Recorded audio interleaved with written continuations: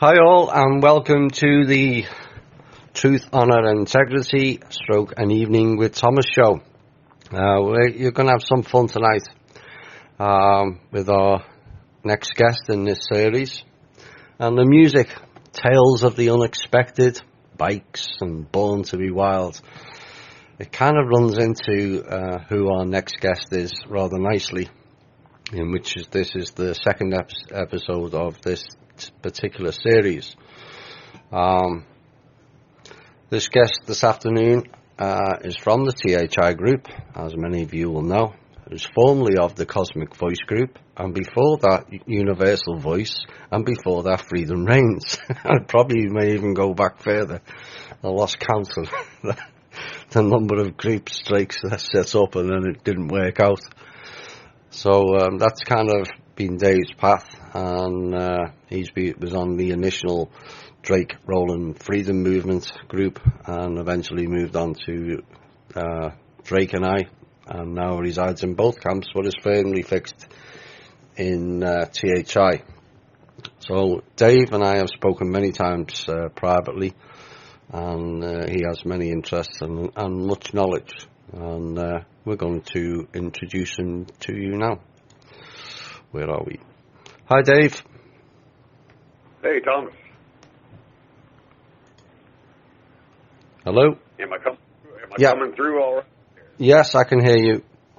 We'll get a sound check from the members, no doubt. They're already messing with the Facebook page and the MeWe page. So we'll see how it goes. So, okay. Hi, Dave. Don't want my accent messing up anything there. We're sure that won't happen, y'all.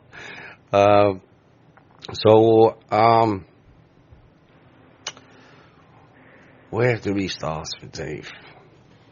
Right, you like I said in the intro, you've got a lot of knowledge on many things, and your main interest, as I said, is the field of ETs, but it's not just that.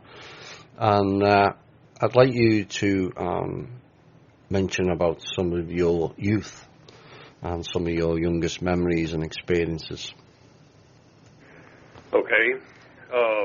Probably going back to where I can actually remember at any given time is 5 or 6 years old, and constantly having astral projections long before I knew what an astral projection was, and encountering different beings and what I'll call astral battles. My first experience with telepathy, many years before I even knew what telepathy was even in the dream state or in the astral state, was how they initially were communicating. It became apparent to me right away, even at a young age, that I knew these people, had known them for a long time, and couldn't understand why they wasn't there and, with me in a physical life, and why I was only running into them in the dream state and in astral projections. So I spoke of these experiences sometimes, and when you're 5 and 6 years old and you start talking about shit like this, my mother was probably the most understanding about it, just thinking I was imaginative and, just being a typical youth, even though out of the ordinary, because most wasn't talking about stuff like that. My father, on the other hand, was different reaction, not so positive. This went on for a few years until I started learning to just shut up about it. I had to adapt because I couldn't understand why it seemed like I was the only one having these experiences and nobody else was. So being young didn't help, because it just ended up being a defense mechanism to close off and start to try and adapt and to try to understand why. Nobody knew the things I knew. Yeah, this is a common theme, particularly, and it becomes more and more difficult during school time when you've got a load of friends and you feel odd or not part of it. It's again something that we covered recently about being in two worlds. In essence, many of us in the community have been in two worlds all of our life. Is that kind of where you're going with that, Dave? Yeah, exactly. I mean, it come out to where I had my mind made up probably. I was trying to remember. I think the local school that we had there in my hometown was went to 5th grade, so it was kindergarten through 5th grade. And I want to say it was about in 3rd grade,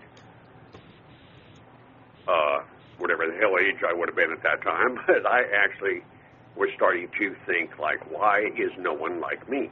I mean, there was literally no one like me in that school, and it was really baffling to me. Well, I'd already learned from previous experience that, don't ask questions about this because you're going to get in trouble.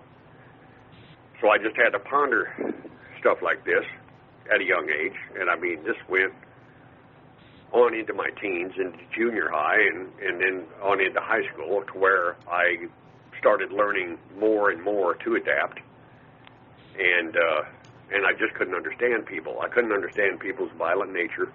I couldn't understand people wanting to push, bully on people, and I just didn't understand what the hell was wrong with people, and I was really beginning to wonder on a deeper level what the hell I was doing here.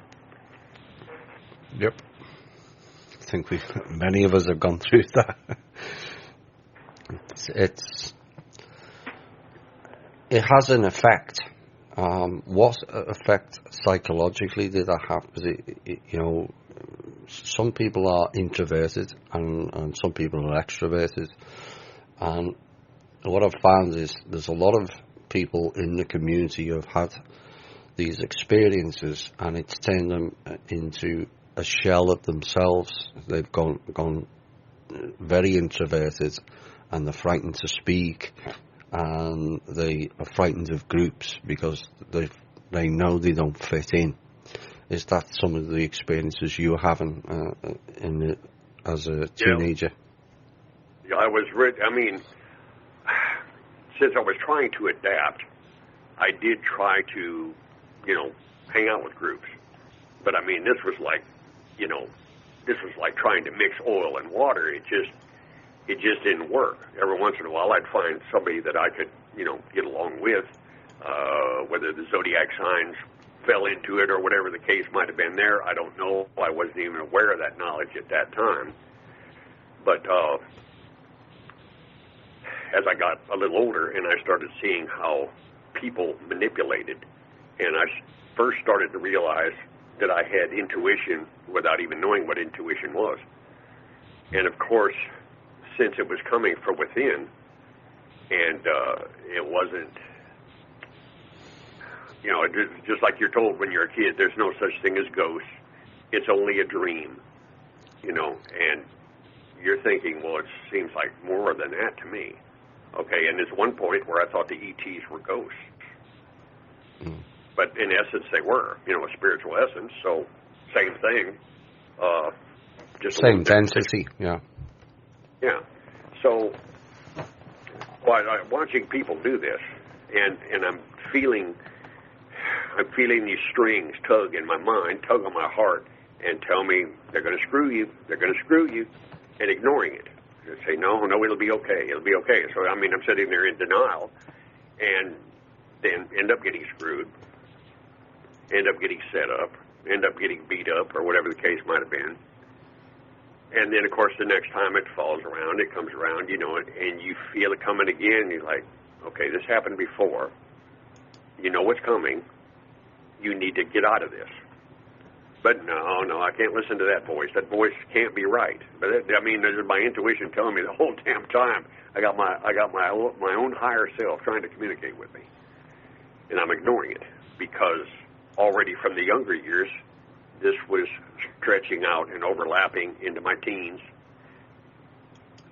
and I wasn't supposed to trust that. That wasn't real. Only what I could see was real, or touch, or this or that. So anything metaphysical was not real. And so I really had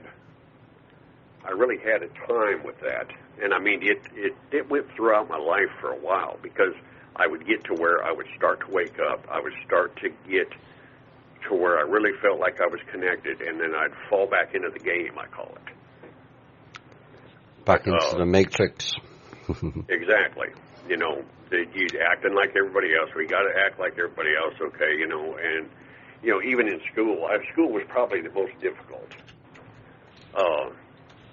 You mentioned to me earlier about you talking about, so you're now going more into your high school and teen years, and you're a case of learning to adapt, and suddenly you developed empath abilities and didn't know what to deal with it. Exactly. Talk a bit about that. Yeah, of course, nobody knew what the hell an empath was back then. No. And, of course, I couldn't understand, the way my emotions would just run wild sometimes, not even realizing that a lot of the times I was picking up on somebody else's feelings, not my own. So it actually took me well into being an adult before I started to sort this out. And it was actually, I will say that was in the military, but I'll get to that in a bit, because the military was an experience in itself. So still, struggling with it, younger. And then, like I say, in high school, okay, you're supposed to be growing up and this and that. And I'm sitting there looking at people, and I said, this is just a bunch of assholes that are still like children. Yeah. And I couldn't understand how the hell they thought any of us were ready to graduate and go on into life. And we didn't know shit. So, I was seeing faults in the system before I even realized what I was seeing. So it's a case of, remember, it's something that's been repeated often in the alternative media, but it kind of sticks, that meme. I think it was done by a guy called Hedges originally, but it was kind of picked up by David Icke. Everything is backwards, everything is upside down, and that's kind of the way I felt and knew at age 7. Is that your experience too? Like a feeling of not belonging here. Exactly. And then, of course, I could back up a little bit here, but this is like, okay, I was raised a Lutheran, which is, I don't know that much about any given religion, because religion to me was just always something was off with it, even with my own. But I'll give you an example. I was 9 years old, and after a sermon, okay, and we had Bible school. So after a sermon, and I'm talking to the preacher all by myself. It was me and him in there, and this and that. And I asked him, I said, he was talking about, the ancient peoples and different kingdoms and this and that. And I said, well, what about the extraterrestrials? Where were they? And he liked to shit in his chair, and I swear he... And I didn't... It was an honest question, and I expected, he was a preacher. He's supposed to be wise, connected to God, and he should know the answer. Well, you can't expect. You had your first experience of counteracting the programming, because it's not in their program. So, I said something similar that got me banned out of religious education at school. When I said we were not created by God, we were created by ETs at age 10. And it's outside of their program to even attempt to understand it, because they're used to being told, this is the narrative you preach, or this is the narrative you teach, which is no different in my book. We both know that. Yeah. And if it's not in their software download, then it doesn't exist. Well, there's vast volumes that have been erased completely, so they're not going to get it. I need not talk about stuff like that. Yeah. And that he had no answers for me. No. He was like, he said, that's something that we're not taught. And he was like, how do you know this? I said, I see them in my dreams every night. I speak with them. I talk with them. I fly with them. That was one other thing I forgot to mention, too. I was a flying fool in the astral world back in the Now I can't even get off the ground for some reason. Maybe it's my 220 pounds holding me back. No, there's a block on at the moment. Well, I kind of figured as much. Now, my dreams have been starting to be more revealing as meeting with people again that I know I'm going to meet in the future, but that's, another subject matter. So then you survived the tortuous route through school, both junior and high school, and became an early adult, and everything that entailed, and you kind of got caught up in the game, as you called it. What happened there? Well, I was kind of a late bloomer when it come to romance and this and that. I was more one of the guys that liked to have fun, and I was into the motorcycles, and that was my first motorized experience was a go-kart, and then a mini bike, and then a go-kart and a mini bike that I built, and this and that. But my father started out when he built it. When I was 9 years old, I rebuilt my first engine. Had no idea what I was doing. I took it apart, cleaned it all up, put it back together, and it started the first pull. Cool. To me, that was just how it was supposed to happen. To my father, he was shocked, and that was not of the norm. And of course, I didn't realize this until years later. Then I realized I'm doing some strange shit here that is making people nervous. Like I start thinking before I start doing this shit, and I couldn't help myself sometimes. I mean, I just pull stuff out of my ass. Sometimes I just say something. Somebody would be talking about something, and I'd just say something, it'd be the right answer, and they'd be like, how the hell do you know that? I don't know. You didn't? You pulled from the collective. Exactly. And didn't the problem I'd like you to talk a bit about before you go into entering the game. The problem is the ongoing struggle and fight within the self of where is this stuff coming from? Why am I just appearing to be the only one? And where do I go with it? Well, that was the issue, because it's like when I started getting into, I was like, the only way I'm going to do this is to do like other people do. And other people are into things. They make money, and I got to have a job. I knew I had to have a job. That's just the way it was, And so it was like things. Well, hell, okay, first off, I like tools, because you got to have tools to work on your stuff. And since I was into the motorized things, I didn't own a car until I was in my 30s. I rode motorcycles for 27 years. So I got into my things. Well, the first car I got was given to me. And the first girlfriend I had, the car didn't run yet, the first girlfriend I had would come and pick me up, and we'd go out on dates. And she was like 3 or 4 months older than me. And that was one of them, what they called the year after high school, I think it was. So that was just a summer romance, So it wasn't really anything heavy went down or anything like that. And we ended up breaking up. I broke up with her. I was like, this, if this is what this shit is about, I don't want it, or I'm not ready for it, or something. I didn't know what the hell was wrong. Well, it wasn't really me, and it wasn't really her. It was just the way it was. So I just had that one girlfriend until I had the second one, which became my first wife, and there fell into the game thing again. Well, you get somebody pregnant, so you've got to get married.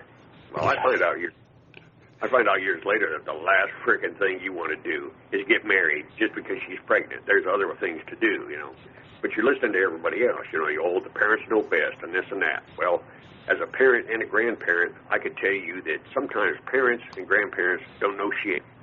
The kids know more than they do, Yeah. Everybody has that intuition. It's just whether you listen to it or not. Yeah. But I was listening to everybody else, so ended up spending almost 2 years.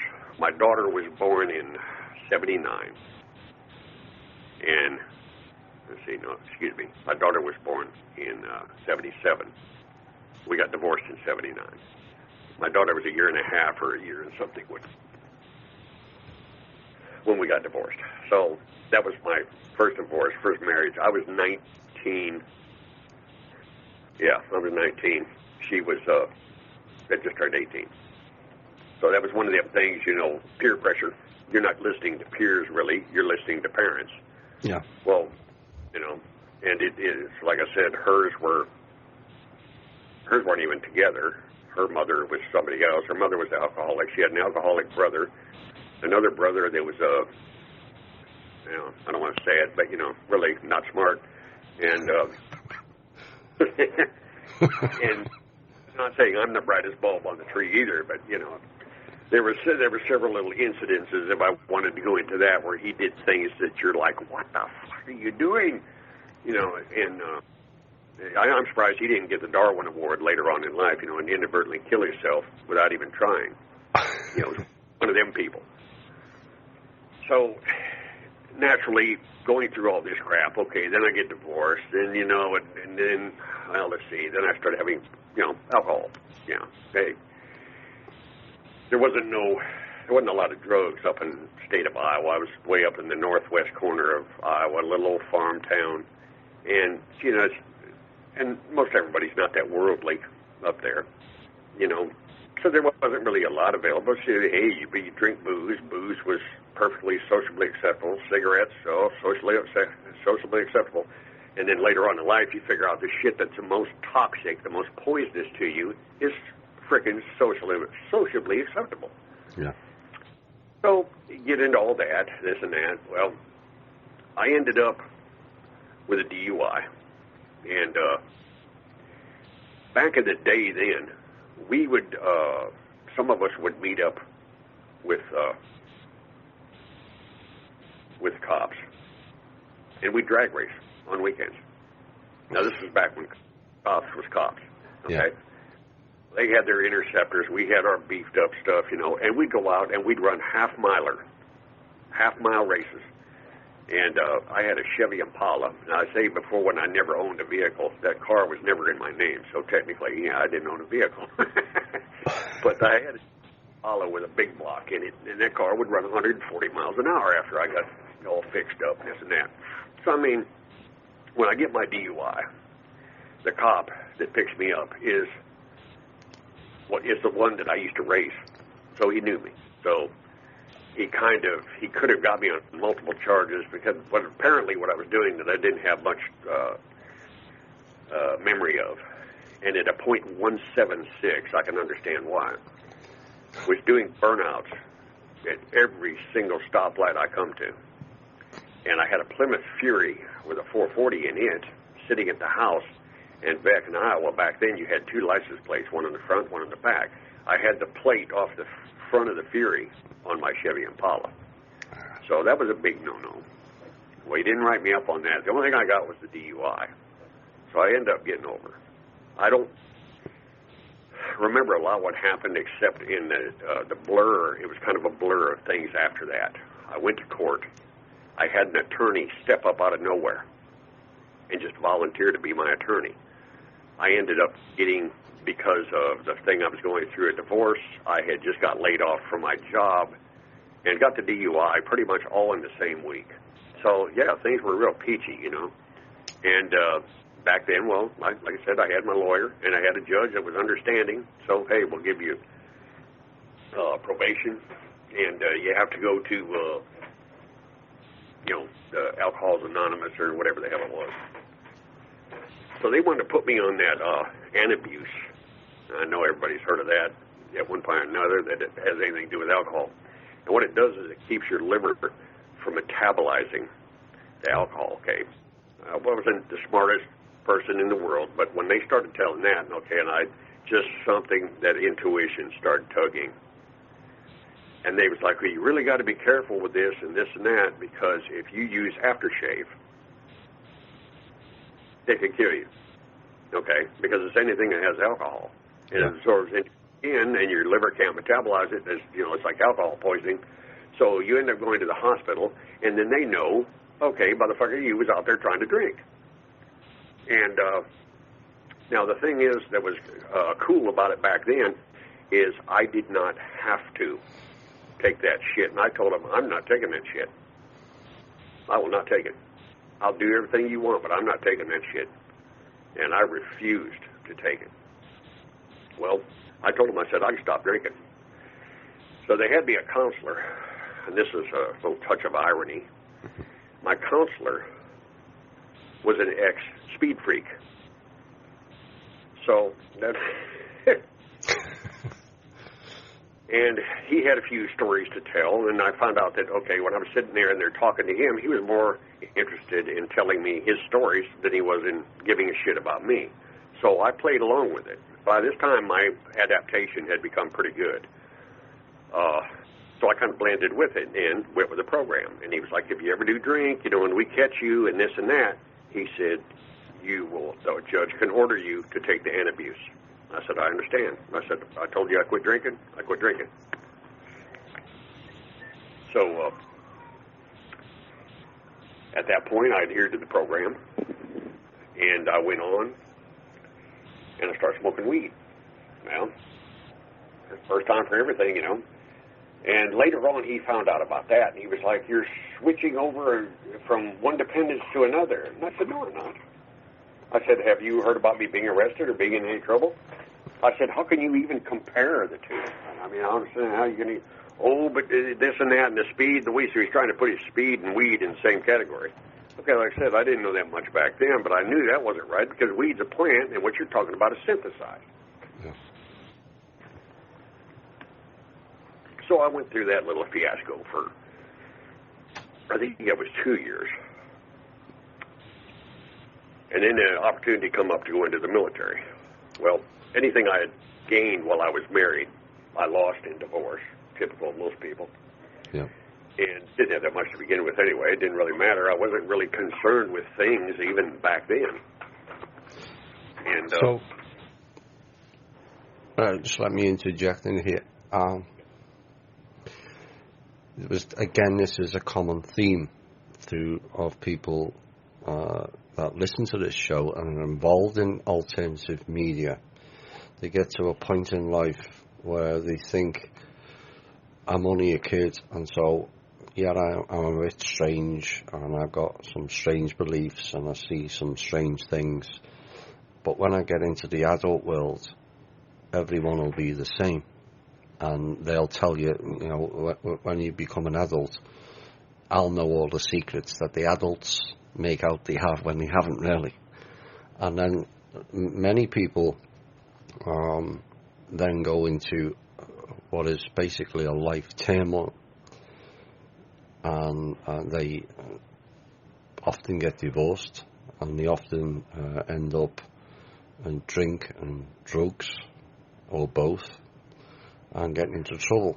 And so this is common for that, and basically it's a turmoil within the self, because you have this whole different world to most other people, and you are basically flailing, trying to, because you decided, well, I'm an adult now, I can't believe in ghosts and this and that, and I have to fit in, and the personal abuse, be it alcohol or drugs, becomes the crutch. Is that sort of the way you went with it, or is it just a case of still applying peer pressure, because that also comes into it at that age? Well, I think for this part, for me personally, it was more of a battle against myself. Yeah. Because I couldn't tell you how many times where I would get, especially when drinking, I'd get all fucked up, and I'd be sitting there, I'd have a moment of clarity. I would be so drunk I could hardly see, but I would actually have a moment of perfect clarity and know that I was going down the wrong path and that I needed to change it, that it wasn't the answer. And it was like my intuition was in emergency mode at that point, and it was coming through crystal clear, undeniably clear, but I still couldn't make myself follow through with what I was trying to tell myself, you know. So would you say the drink and the drugs was your form of escapism at that time? Yes, yeah, definitely with the drinking. I mean, weed I never had no problem with. Excuse me, I could smoke it or not smoke it. There was a point in time right before I went in the military that I was offered amphetamines, so I experienced those. And I found out right away that you don't mix alcohol and amphetamines. And, yeah, that's big boo-boo. You're talking about a hangover from hell, 3 times worse than alcohol hangover. So, I mean, there was at least one thing. I was on a learning curve with this with this shit. And then I started learning from other people. Because other people's like, oh, yeah, you can do this and you do that. I did this once. Well, I tell you what, you go ahead and I'll watch. You know, make sure it's all right. Okay, yeah, watch this. And then they get sicker than a dog or whatever, and I'd see them through it or whatever. And then, of course, after the amphetamines, well, then come my friend, I'll call it. Something that I seemed to have a chemistry that was perfect for it. And since I was already weird, I already knew I was weird, didn't care that I was weird, but to me, everybody else was weird. But with the hallucinogenics. So, now this was way back, of course. Okay, this is before I went in the military. After the divorce, so I got this time frame where I'm like, okay, I'm doing all this jumping around. Yeah, I heard about this. Yeah, I heard about that. So the first time I tried LSD 25 on a sugar cube, and it was 12 hours, and it was pretty intense. But the thing, what it did for me, I mean, yeah, I saw, you know, things that shouldn't be there or this or that, but something was telling me, am I seeing things the way they really are? I mean, I kept asking myself that while I was tripping. Now, everybody else is laughing, gagging, and falling on the floor and everything else, and I'm actually observing what the hell's going on around me and wondering if this isn't something else other than what it's, you know, what people put forth what it is, you know. I couldn't quite explain it then. It wasn't until later when I took natural hallucinogenics, and then I found out that the origins of LSD and what it was for, did I steer away from it completely. And just whenever I did do hallucinogens, it was all natural. It was either peyote or mushrooms. And they are not for everyone. But for some people, they can be amazing as far as awakening to what's really going on and what's inside yourself and letting it come out is what happened later on in my life. But in essence, like many things in life, drugs and in the various forms, and of course we mentioned on a recent show about ayahuasca. Right. These are all not really designed of what it brings forward. It's all about altering your mindset. And this is why certain agencies, and we all know what I'm referring to, have pumped it into America left, right and centre. The reality is you never ever needed drugs or drink to go into an altered state. And what it's doing is making you like a crutch and rely on something else outside of you for something that you can already do. It's like religion. Everything's outside of you, when no, it's not. Everything is inside of you. And this is, thankfully, I've never had an interest of taking drugs. To me, I find it, I can't understand why people would do it, but it's each to their own. Everyone has their own different path. Everyone has their own different ways of dealing with certain things, and some people do go to alcohol, and they do go to pot, or they do go to the other drugs, half of which I have no idea what they are to begin with. Chloe's taught me a lot. I mean, I did it. You Carry think it's finish. Go ahead and finish there. Yeah. No, it's what I'm trying to get across to the members, and I think you would fully agree, having experienced all this, is I've no doubt you regretted doing it, but we all do stupid things in life. Some of it may be beneficial because, as you said earlier, it gave you it was like a knock on the door to your inner self. You're doing this, but why are you doing it? Because you already have the tools that you need. You don't need psychedelics, mushrooms, weed, alcohol, what any of it. It's all there. You had it. And this is part of the program to take you away from that. Yeah. Well, I guess, in my own, I think was a lot of the problem too. And is because since I couldn't find anyone like me. I mean, I was like, is there anybody on this fucking planet like me? I'm serious. It wasn't up until I went into the military did I find one man the whole time I was in the military, and I found him, or should I say he found me, 6 months before I was getting out. So, I mean, it's crazy how this works. Yeah. I mean, our higher self has everything lined out from the beginning. Now, yes, there's always, you talk about free will and everything else. You have the free will to do what you're going to do, but other people have free will too. So when you encounter them through life, it's like a battle of the wheels sometimes. You want to go this way, but somebody else says, no, I want you to go around that way to get that way. Or I'm standing here and you're not going that way, Yeah. Basic example. But that provided, for some reason, I mean, the way it happened that way, I mean, the first time I took mushrooms was life-changing. I mean, I'll say that. Now, I had learned fairly quickly on this that there was a certain way you did things, and you didn't do things all the time, because then you got caught, and this is from watching other people again. Then you get caught, then you're sitting in jail, and you ain't going to do shit. No.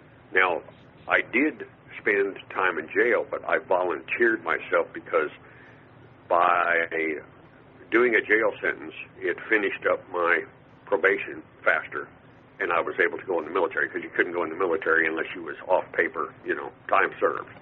Yeah. So then you had from a military experience to a biker, and 8 years training and understanding the military, and some other things cropped up about reading people and turning invisible during your military time. Can you speak about that? Yes, the turning invisible, I use that term loosely, but in all realistic terms, it is exactly what I did.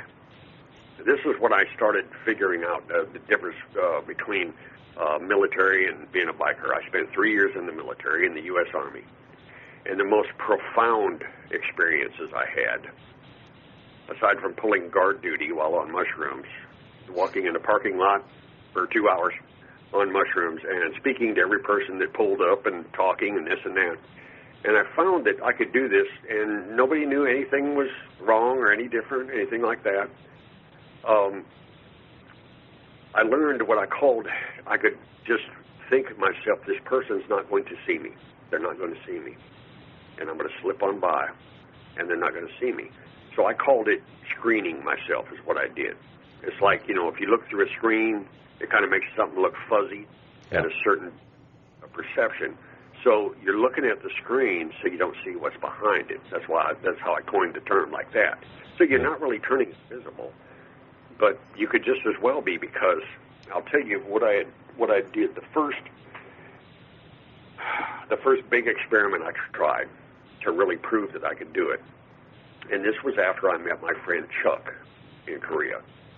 He was from San Francisco. He was about 4 years younger than me, and he was a Leo, and he was super awake. And being from California, I figured he had the advantage anyway. But he actually gave good advice on a lot of stuff. And he also was the first one that told me about the Seth books written by Jane Roberts. You and I had a brief discussion on that, you know, when those had come out, I think most of the channeling wasn't interfering too much with the message because I found a lot of that information to be true. But back to the screening, here's what I did. We was having a class, and the way the military does a class, okay, everybody's sitting down, standing up, leaning against walls, whatever the case might be, because you got about 35 people crammed into a room that would sleep 4 GIs. We had a sergeant that was sitting there droning out of a book, you know, reading blah, blah, blah, blah, straight out of the book, man. I mean, it was classic kindergarten shit. It just, that's what, you know, I think back of it on now, you know, I think I had told you one time when I was in kindergarten, my first day in kindergarten, they're saying the Pledge of Allegiance, and I'm spinning around with my arms out. I was taking flight, you know, didn't care, you know. So I'm standing there, and there was 4 of my buddies that I had over there, and Chuck was one of them. And I said, what I'm going to do, I said, while he's talking, I said, I'm going to ease to that window. So I had to go widthwise across the room, and there was a screen there. The window was already open, hot as hell in there. We're in Korea, it's summertime, they have 4 distinct seasons. Well, they did have, I don't know what it's like now, but... So I started easing, just taking a step at a time, just easing across. And every once in a while, I'd look at him, and he would make eye contact with me, but I realized after about the 3rd time, the sergeant that was giving this, Sergeant Forrest, he was looking through me.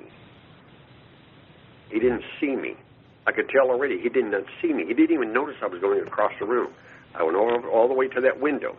Okay, even at this point, I realized that most of the people in the room were transfixed by his monotone droning, and there was only about 8 people out of 35 that actually seen me moving for that window and was starting to realize what I was going to do and just sat there smiling to enjoy it. I lifted the screen off this window. It picked up. It was spring-loaded up top.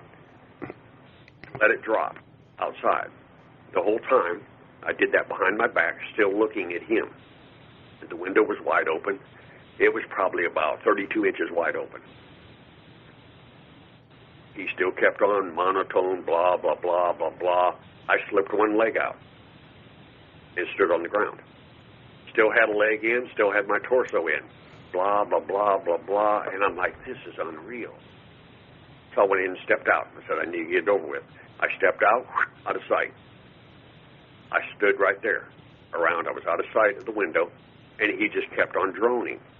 I peeked back around, and I saw one of my buddies give me the thumbs up. He was over by the door, and he had opened the door just a crack.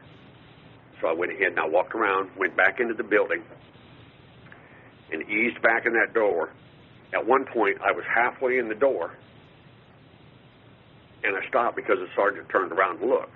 I think one other person had looked in the room. There was one of the guys that had seen me leave. So the sergeant saw him look, so he turned around and looked. He looked right at me, and then turned around and kept reading from the book. He never knew I left the building. After that, I tried it 4 more times to different people. I could do it every time. I could still do it. I can walk into Walmart and walk down an aisle, and nobody will see me. I don't know how I do it. I can't explain what it is.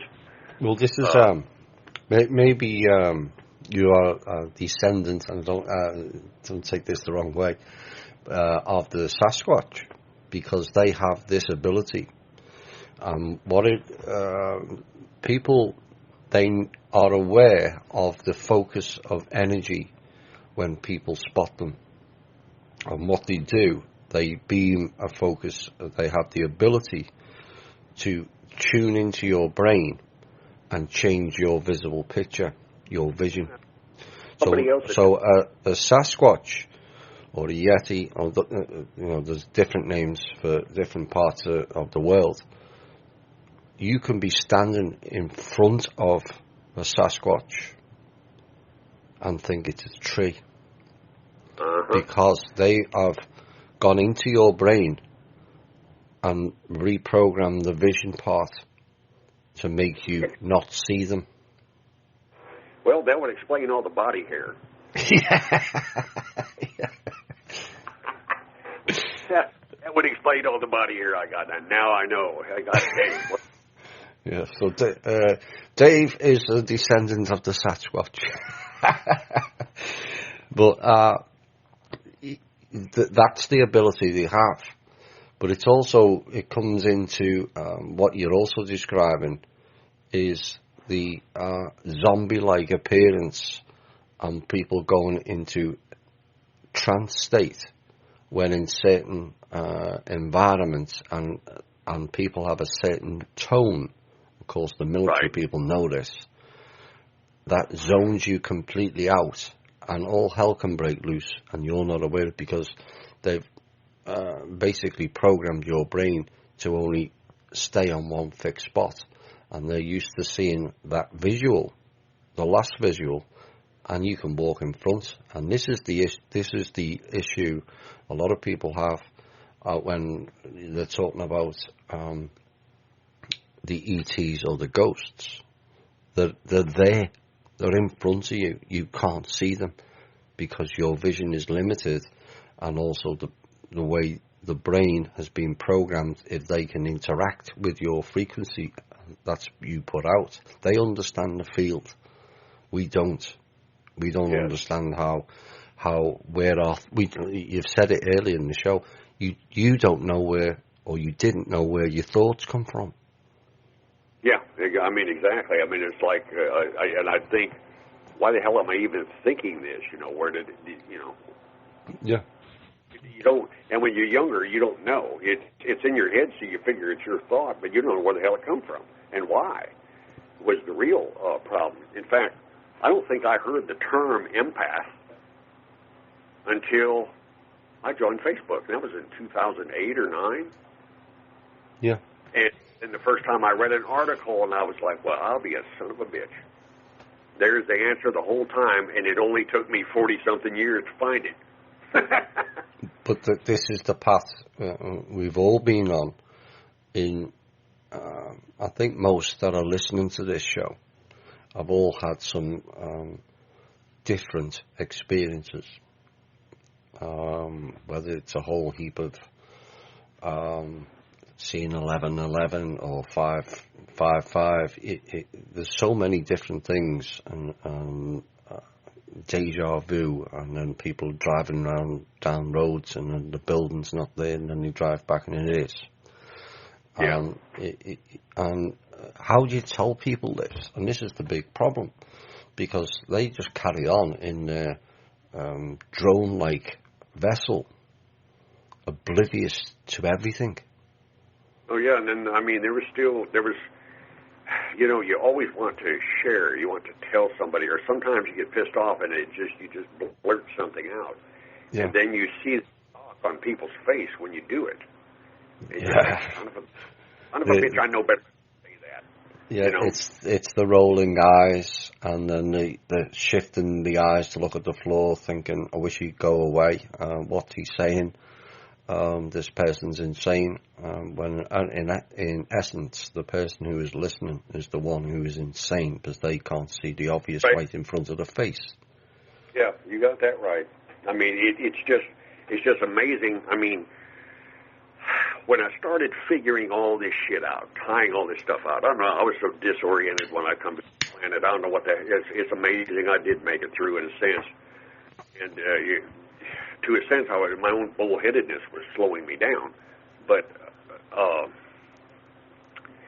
at the same time, I'm overly curious. I mean, I'm a Pisces, so it's like anything that's out of the norm or, oh no, I got to find out about it. And I'm good at analyzing stuff, and I have learned to use my intuition now, and it's just amazing. I mean, I'd say by the time I spent 5 years as a biker, so that kind of finished what I would say my training and understanding of people, reading people, and then I got to where I realized I could read photos. But reading photos of somebody is like I can only read what they feel in that moment or what they was thinking, basically, not in thought reading to exactly or anything, but like if they was upset or they was in pain or some, I could tell that just off reading a photo. But it also kind of gave me an aura of what the person was about, which is why I had explained, like at one time to some people, and they got mad because I was like, I don't like adding people without a profile picture. And if you add a picture of a movie star, you're gone. Yeah. But I mean, I can understand why some people don't want to put a picture there, and that's fine. I know some people have been harassed and this and that, but it still makes me nervous a little bit, because, I want to know. You're not letting me know. But I give them a chance. There's all kinds of people mucking about on Facebook, and they're posting pictures from 30 years ago. And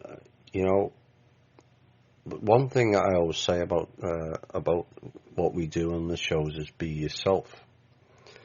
And this is what I kind of covered in the last show, is how we're all searching for the truth and the all-knowing aspect of it.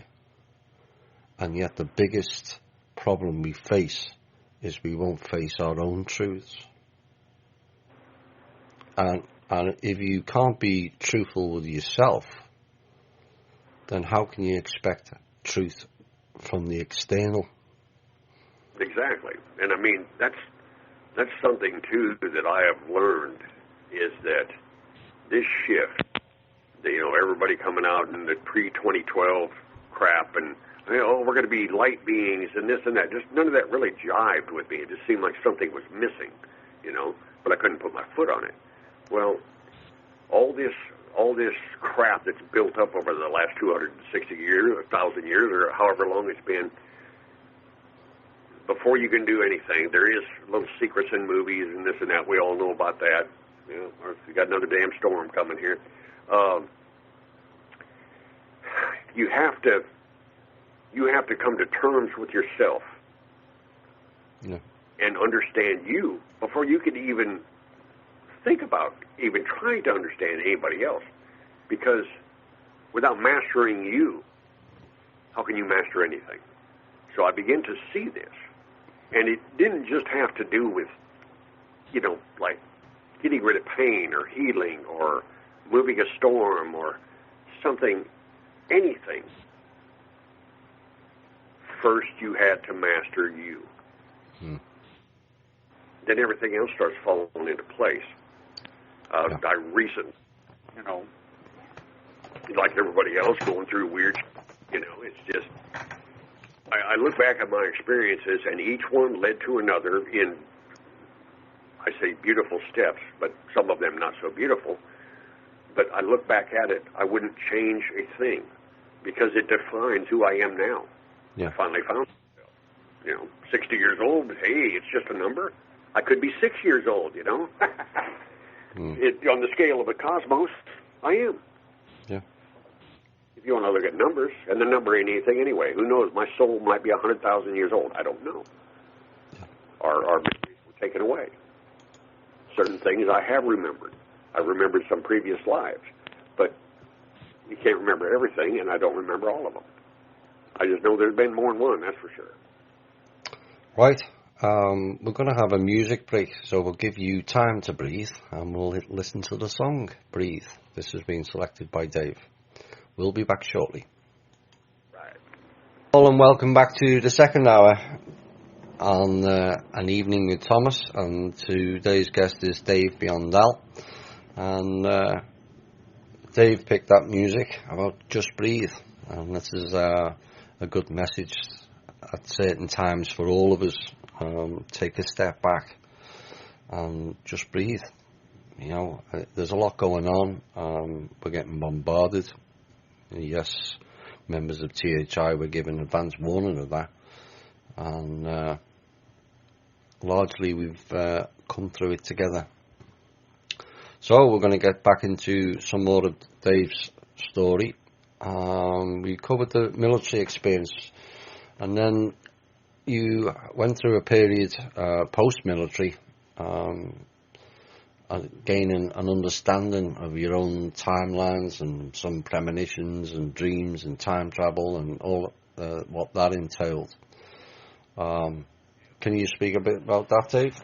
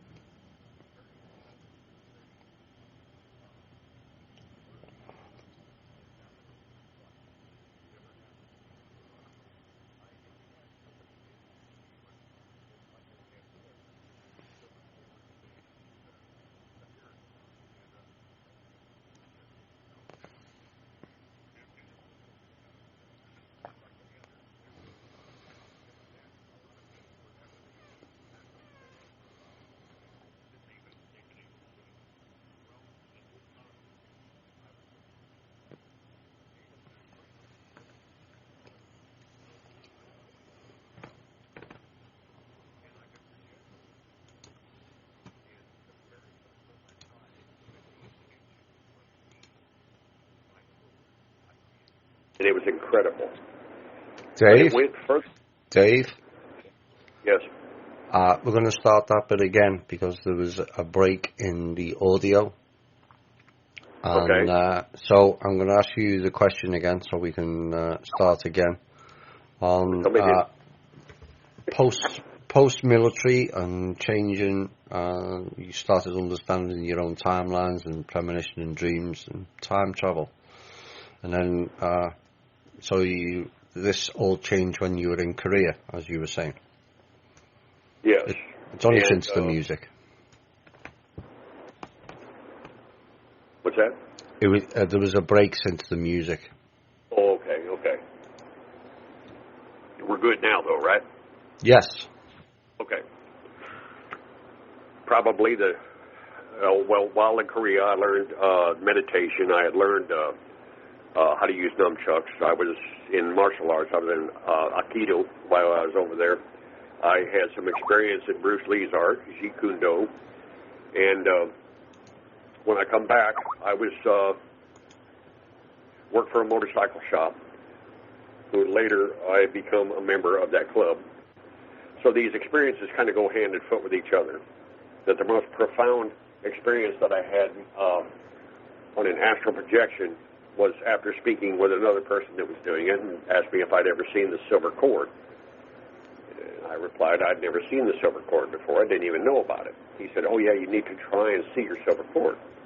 So that night when I got off work and I went home, and I had gotten to the point where I could pretty much willfully put myself into the astral state fairly quickly, within 30 minutes,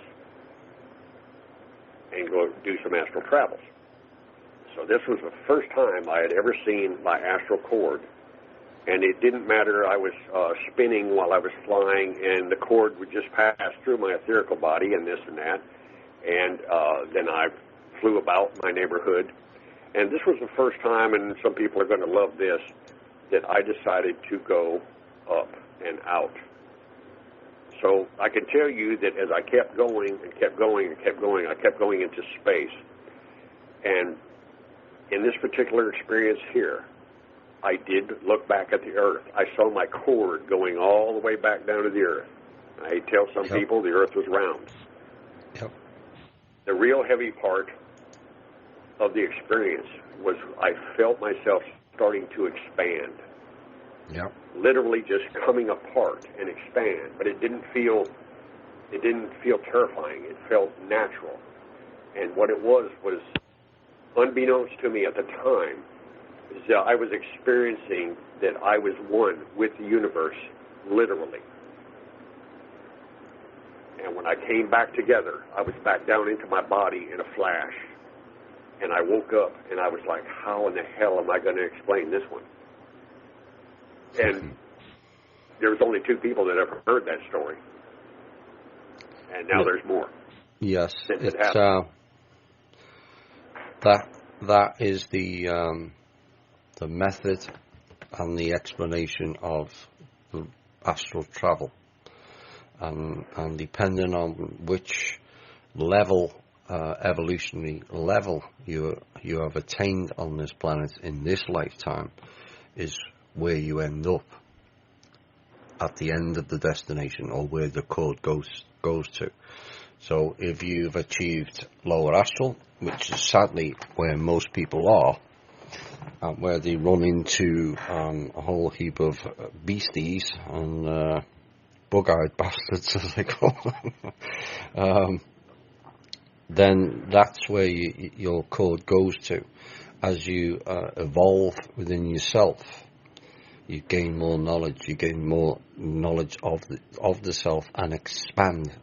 People have heard me mention the truth bubble, and expand yourself out, because this small vessel version of you is nothing compared to the real you outside of here. And so what Dave is explaining is Dave never expanded. Dave became Dave.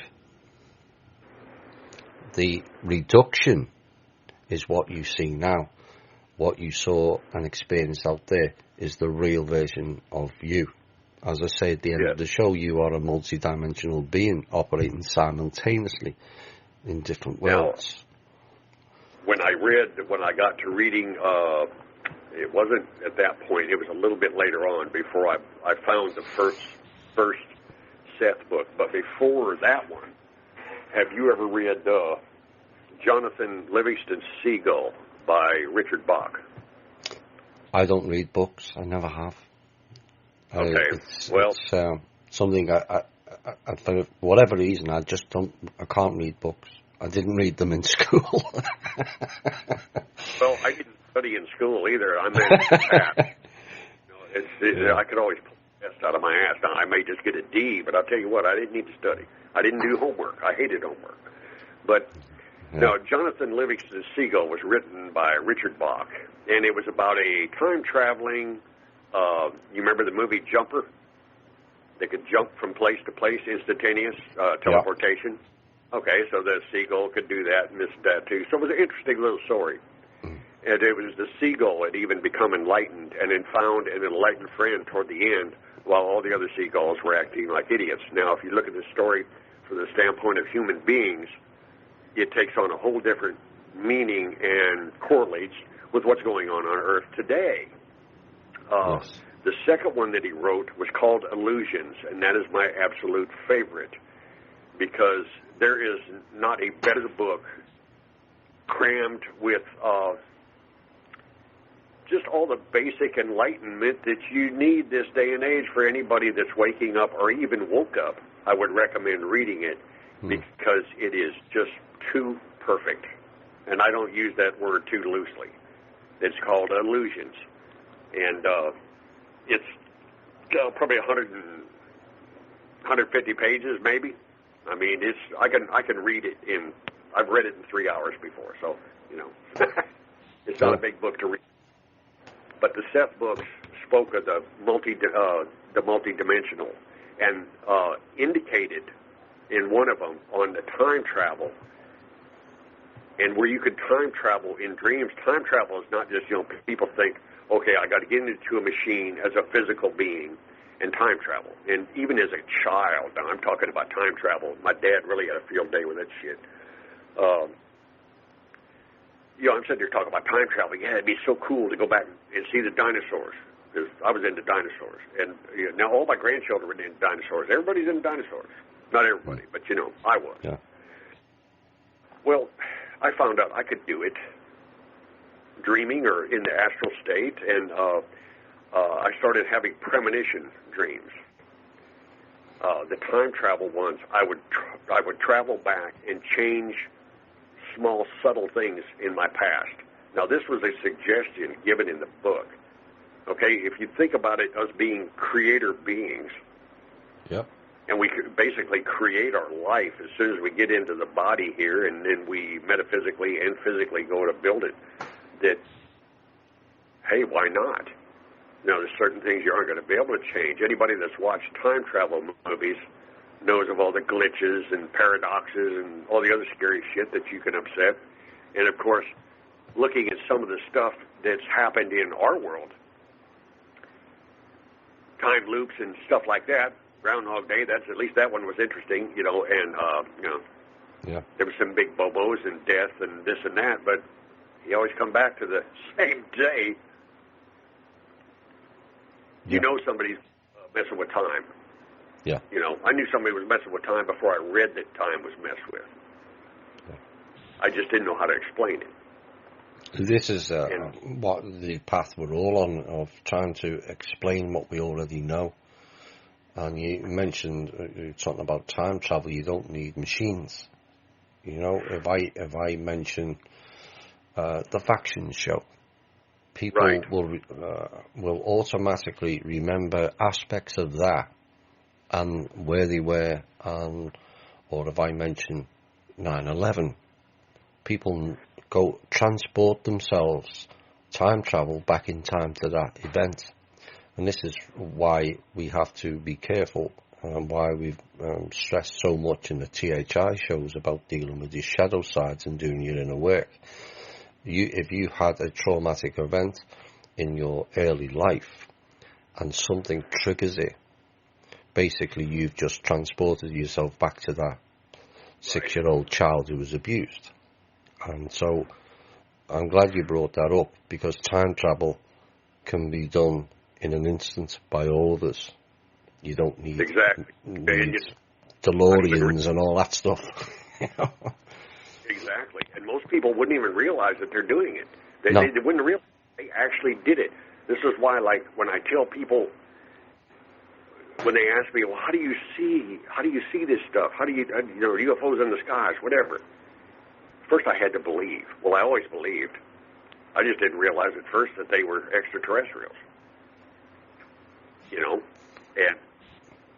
But you have to believe first, because if you don't believe, at least have a belief that it's possible, then you close yourself off to ever seeing anything. Exactly. Just like with the shit with, it's only a dream. No, I bear to differ. I think that's real, and this is bullshit. Yep. The physical. Yeah, it's like in the Matrix, whatever told you that the awakened time is a dream. It's really a dream. And people go, whoa, but the strong theory is that the dream time is the real version of you, of what you experience, and the awake time is actually the dream. Yeah, and see, I can relate to that, because I have had, back still on the dreams, I've had dreams that I wake up in the dream, and I go to look in a mirror, and I look like me, but there's subtle differences. Yeah. Like I'm more muscular, or my hair's a different color, or something, but I'm still me. I can tell I'm still me. I have strong resemblance. And then I did that one time. I had a dream, and I looked in the mirror, and I was a woman. And I wasn't shocked. Ooh. Dave appears to have dropped off. And they were probably waking up in mine, experiencing the same thing. Or maybe not. But irregardless, it was a vivid dream. It was a lucid dream. So, I mean, I'm there. I'm perceiving it clearly. And I'm like, okay, I know this is a dream. But damn, this is some heavy shit. Yeah. And when it all lays out in front of you, I mean, you accept it at face value for what it is. There's no arguing with yourself over it. And I know people that do that. Yeah. I used to do it. That's what was my problem in the beginning, not listening to that inner self saying, this is what it is. Yeah. Understand it, do with it what you will, and then move on. And then you get the next. Yeah. Or remembrance is what I like to say. Remembering, to me, is learning what you already know. Yeah. You already know. You've done it before. That's why it comes so easy to you. And we all have different talents. Some of them buried just below the surface. It's like you see experiences where, you see a video or something, somebody got knocked over the head or got in a car accident, and all of a sudden they could play a piano or a guitar, play a drum set, or they can, do something else extraordinary because they never had a clue about it before. So what happened? What exactly happened there? Well, what exactly happens is look at it. Is the brain that's been stifled at birth because of interference has suddenly got some of its software program back. So that person who's had that injury was a piano player or spoke French in a previous time. Right. It's like when you got Drake, when his computer doesn't work, he bangs it and then suddenly it starts working. As a person that went to IT and worked on computers, I know the last thing you want is your computer. Yeah. Yeah, that hard drive is not going to like that. But the key, you said the key thing before, Dave, about what you believe. And exactly. People don't believe in themselves. You go, oh my God, I knew that, blah, blah, but I didn't put two and two together because you didn't believe in yourself. And this is what comes back to what, again, I've mentioned many times in the show about expanding your own truth bubble. As you develop and you're basically walking down a corridor, and there's a load of doors, and you choose to ignore most of them, or you stay in the same corridor. But if you go through that door, you're in another corridor of learning, and if you keep going through doors open to all possibilities, another corridor opens. And basically what you're doing is you're evolving your spirit. That's what the door that opens is the next level in your evolutionary cycle. So suddenly you're not on the astral level, lower astral. The next step is you go on the higher astral level. So you're missing out all the extinct beings that were on this planet, the dinosaurs and the dodo and all that. They're all in the lower astral because they've lost. There's no cord to connect them back to the surface because there is no vessel that will accept that frequency. And then, of course, the ultimate goal is to go ahead of the astral and onto the mental planes, and this is when people's abilities come in. Wisdom, intellect, not intelligence, that can be learned. Intellect, different. Yes. And then talking about with the IQ crap. Yeah. The IQ is a misnomer that people get so messed up over. Some of them get so wrapped up over it, so they take it very personally. I'm not an idiot. No, IQ doesn't have nothing to do with idiot or not anyway. And it's not how smart you are, it's how fast you learn. But considering our learning process has been dabbled with since the beginning of fucking time, It's not even accurate. So blow it off. It means nothing. You said that to the teacher. I said that to the teacher at 16. He said, "You'll never make anything of your life." So I said, "Really?" I said, "Let me tell you one thing. I don't need pieces of paper to decide whether I'm intelligent or not." Okay.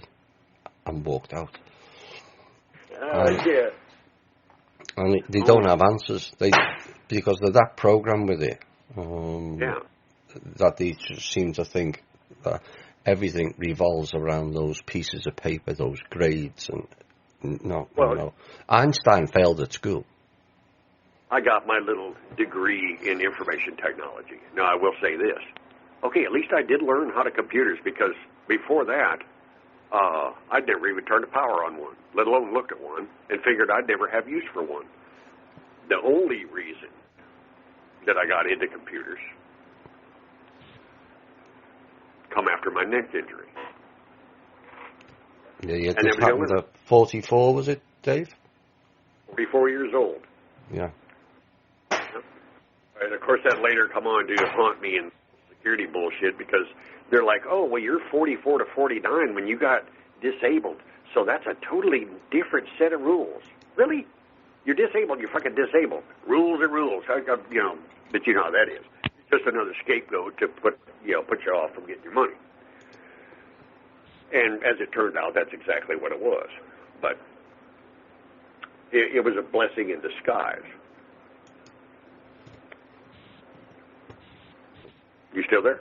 Yes. I lost you there for a minute. And I had a big old bolt of lightning in somewhere at the same moment. But, yeah, as it turned out, I mean, I was working on a commercial job. I was an electrician. And I had a gang box. Anybody that's worked construction knows what it is. Big toolbox. And it's got these nitrogen-charged shock absorbers that hold the lid open. Okay, well, these cheap-ass contractor I was working for decided that they would use a broom handle because the shock absorbers went bad, and stuck that sucker up underneath there. And the job was almost over. It was at the Isle of Capri in Lake Charles. And I went in there to get something. Somebody else come by pushing a cart with some material on it and bumped into the gang box while my head's down in it. The broomstick come loose. I found my part and was starting to stand up, and the lid come down and smacked me on my head, and the padlock eye.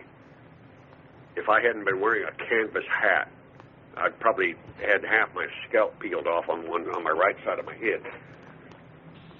But it jammed my neck to the side and back, and we're talking about 120, 130-pound lid here, come down and blindsided my ass.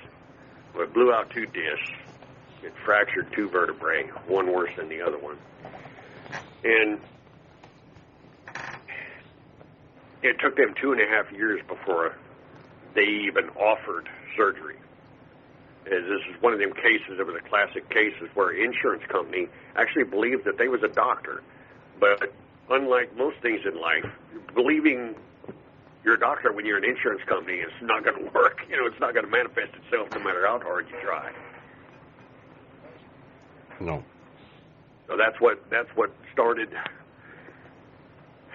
That's what started the next thing. I mean, I had basically fell back into the game again. I got a new craft. I went from mechanic into electrician work, and the last good year that I had, I think I worked 6 months and made $44,000. Oh. And then I got hurt. And then that was it. So it took you quite a few years to get over that injury and heal to a point where you can continue with your life. Is that was it the injury that caused you to return to college? And so what did that entail? Well, it was a matter of, once I found out the extent of the damage, this and that, and I mean, a lot of people think that, when you're an electrician in construction, you don't work that hard. Well, certain aspects of it, you don't work that hard. But the aspects that I worked was the hard work, because I would climb 600-foot vessels and run conduit and pull wire. I was not afraid of heights, and I'd run conduit where nobody else would run conduit. I wasn't afraid to get on the jig lift and go way the hell up there, and you're swaying back and forth in the wind and this and that. You know, there was no fear. I'd climb in the rack. I love climbing. When I was 44 and I got hurt, I still had a six-pack, and I could still bench press 250. So, you know, I was in pretty good shape, and I'd worked the dog crap out of kids half my age. It took some adjustment, ego, when I had to step down from this and realize that, okay, I need to find something else. I still got some years left. I need to find a different craft. And I knew computers were coming up, you know, ongoing, this and that. And I went down to a school there in Lake Charles and spoke with them and found out I was eligible, you know, XGI, all this. I could get grants and blah, blah, blah. I was disabled. All that went in my favor. And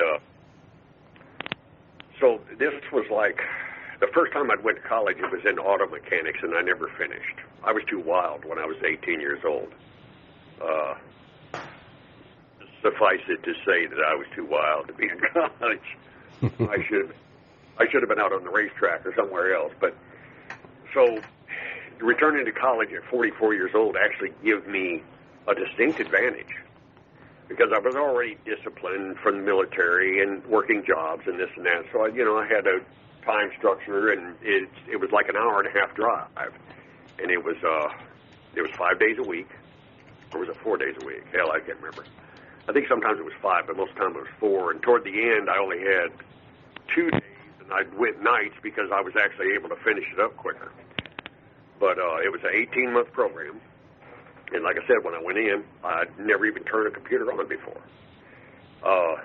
The only thing that started to set me back was when they got into the frickin' algebra. And I am not a math. But I had a good teacher. She helped me out and this and that. And they wanted students to pass. Now, you can read that how you want to. And if you read it the way I'm trying to tell it, you'll know that the 3.91 average that I got, which I was happy with, there was a lot of them down there killing themselves for a 4.0 average. And it was like, oh, what a perfect grade. I said, there's no such thing as perfection. I had fun with some of the young ones down there because the way they look at shit and the way it is two different kinds of sheet. But most of my teachers was all younger than me, so it was kind of a trip doing it. And but actually say I learned something, and even though I was unable to get a job with it, because interestingly enough, every place I went to for an interview, the people interviewing were all younger than me. So, I mean, I was intimidating without even trying to be. And they was like, well, we're really looking for somebody with a bachelor's degree.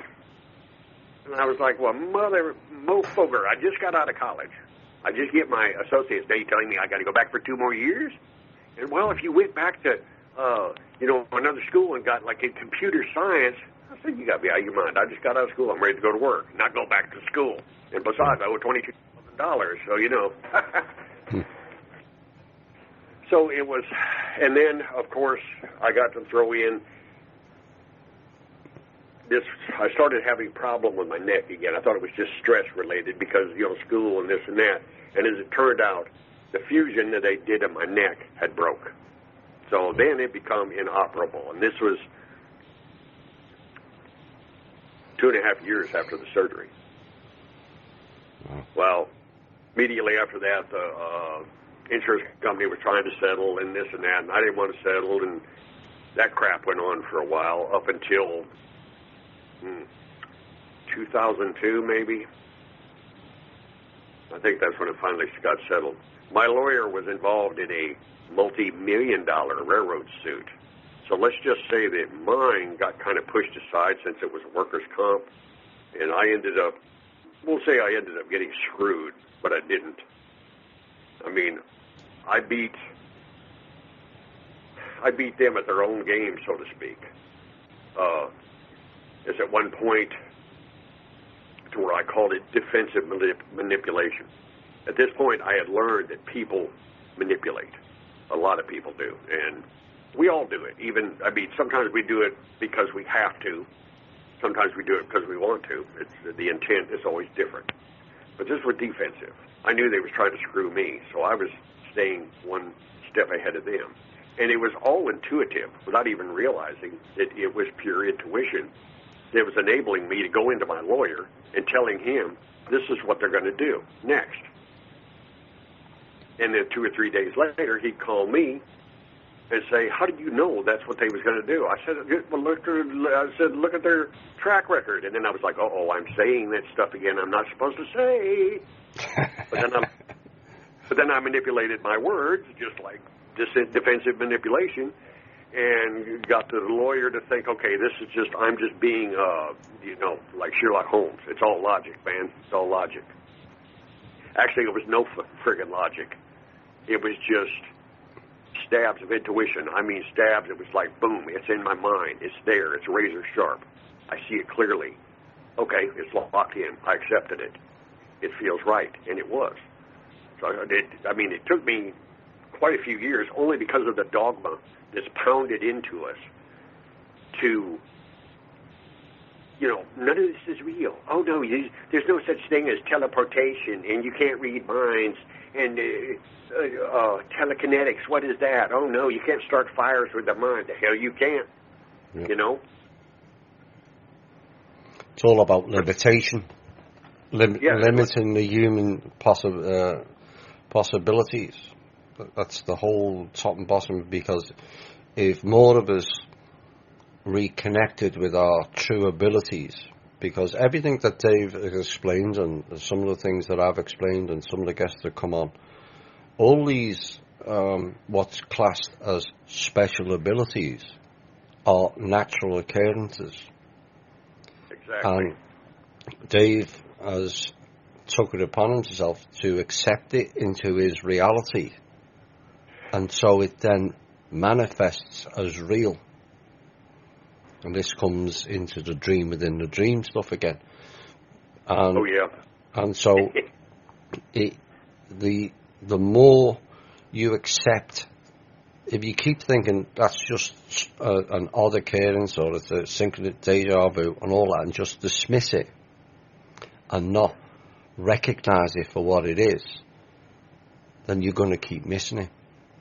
Eventually, you get yourself into a stage where you expect it to happen, and things play out, and things become very, very clear. And because then you're looking from the overview point of view, and not in the mind of the confused mind point of view, because you're battling with the frequencies around you telling you you are nothing. You are just limited in your capabilities. You're there to go to work, and you're there to sleep, and there to look after kids and pay bills. No. Yep. Yep, and that's the thing. It's like I've had people give me this line here. They're like, well, it's not, I can't control it. There's nothing I can do about it. So that's why I don't like to talk about it, because there's nothing I can do about it. And I'm like, how do you know that there's nothing you can do about it? Because I can't. I can barely do what I'm doing. Yeah. You can barely do what you're doing, because what you're doing is the wrong thing you're supposed to be doing. You're supposed to be doing something else. Self-limitation. Exactly. Well, it's like, where did I read that at? Oh, yeah, I remember, from the Book of Illusions. Argue for your limitations, and bingo, they're yours. Yeah. It's just like, when I talk about the belief.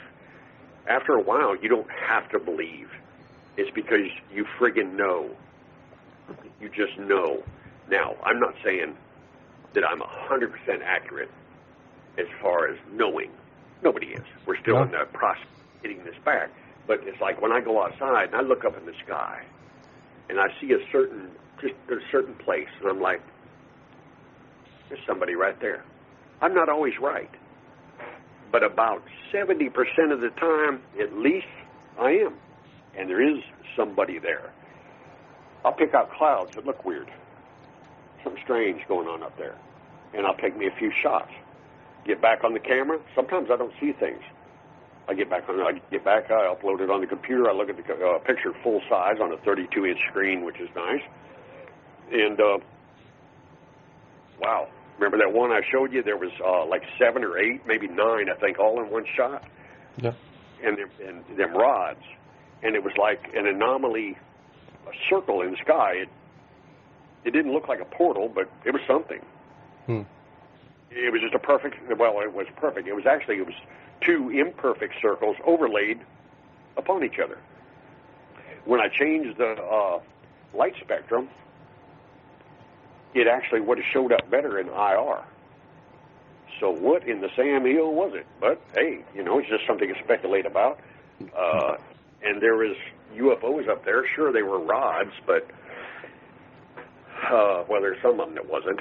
Actually more saucer-shaped. But that's how I tell people. I said, if you got to believe first, then you see, then you know, and you see more. Yeah. It's just what you were saying before. This goes back to the Sasquatch thing before, where one person can look up into the sky and see nothing, and another can see different. We've all got different eyesight and different things, but what some of the genetic interference that's been done to us is to narrow the field of view of our vision. If you look at the spectrum and say it's 12 inches long, what we see is about 1.5 inches of that 12-inch ruler. Exactly. Well, it's like the lights. So it only needs to be a fraction outside of that 1.5 inches, and you can have a whole being in front of you that you cannot see. Right. Unless you've expanded yourself to the possibilities that there may be ghosts, there may be ETs, there may be Loch Ness monsters or whatever. Then if it's not part of your system, it's not part of your movie. Right. You have to insert it in to then be able to see it in your own field. And that's how it works. But the vision is a big problem. It's like with certain things, okay, like our old house, which sits right beside our mobile home, is haunted. Okay, and this goes back years. I mean, this house has got to be 130 years old now. 2 people have died there. Okay, people have seen the pictures I've taken around here, all the spirit orbs. It's crazy. Other apparitions that have appeared, and some of them very easily seeable. Yeah. And some of them not. You have to alter the light spectrum on the picture, and then you're like, damn, I knew something was there. I just didn't know it was that. Yeah. But a lot of times I can see this stuff, or I get a glimpse of it. But the way that I deal with this is there's certain things that I shield myself from seeing. Feeling it and knowing it's there is enough for me. Yeah. I've got myself safeguarded so that I'm not startled, because it's a defense mechanism. Put it that way. I don't want to see that part. You're not going to scare the shit out of me, so I'm going to feel your presence. That's cool. We're good. Don't make me get you, and you don't get me, and it's just like an agreement. Mm-hmm. Most every spirit, or whatever you want to call that I've encountered, has just been mildly curious. And I think what it is when they sense that you sense them. Most of them like that. And you just accept it. It's just like anything else. Accept it for what it is. And you can do with it what you want to. Me, I choose not to see. I don't want to see spirits that had their head lobbed off and shit like that. I got to, I got a cast iron stomach and all that shit, but, and I'm pretty fearless, but I'm not fearless. But we all have our limitations on what we want to see or what we want to deal with. Excuse me, and that's one, that's one of them. I'm going to draw a line there. Now, as far as like with extraterrestrials, I've had telepathic contact long before I even knew what telepathy was, and there has been voice contact. But the voice contact didn't really start until 2011. When I was a child, it was all telepathy, images, this and that. When we talk in dreams, but I'm talking about being consciously wide awake, and all of a sudden you stop because you hear something, and you stop and change your focus from around you to within you, and you hear them. And not only do I hear their voice, but I get the visual of their face, even though sometimes it's not clear. I know who it is I'm talking to. And I have learned now, too, that to an extent I've been protected because I've never had bad vibes off any of the craft that I've captured or seen. But that's not to say that some in my pictures that I've taken that I have not seen, but they showed up in the photograph. Okay, I can look at the picture and get a read on that, and some of them I feel are military. Yeah. It's just flat. Because the military cannot, they can't mimic the craft. Some of the images that I've got in my head is when I was younger, I was shown some phenomenal stuff that the only way I can describe it is that they were showing me an energy source because it was pure light, it was different colors, it was like a machine, but it's not.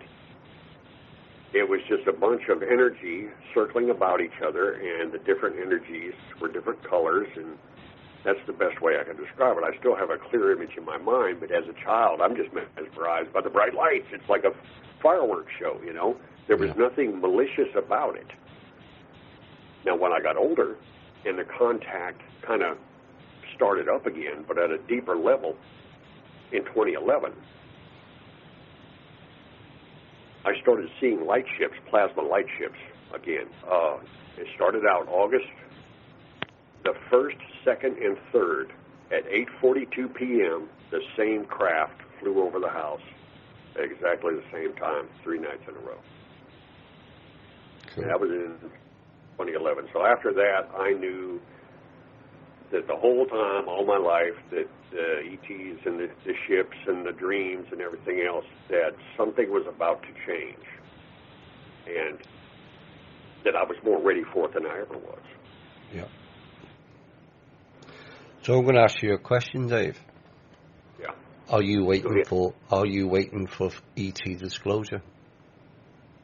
Oh no, I've got my disclosure as far as I'm concerned. I got it.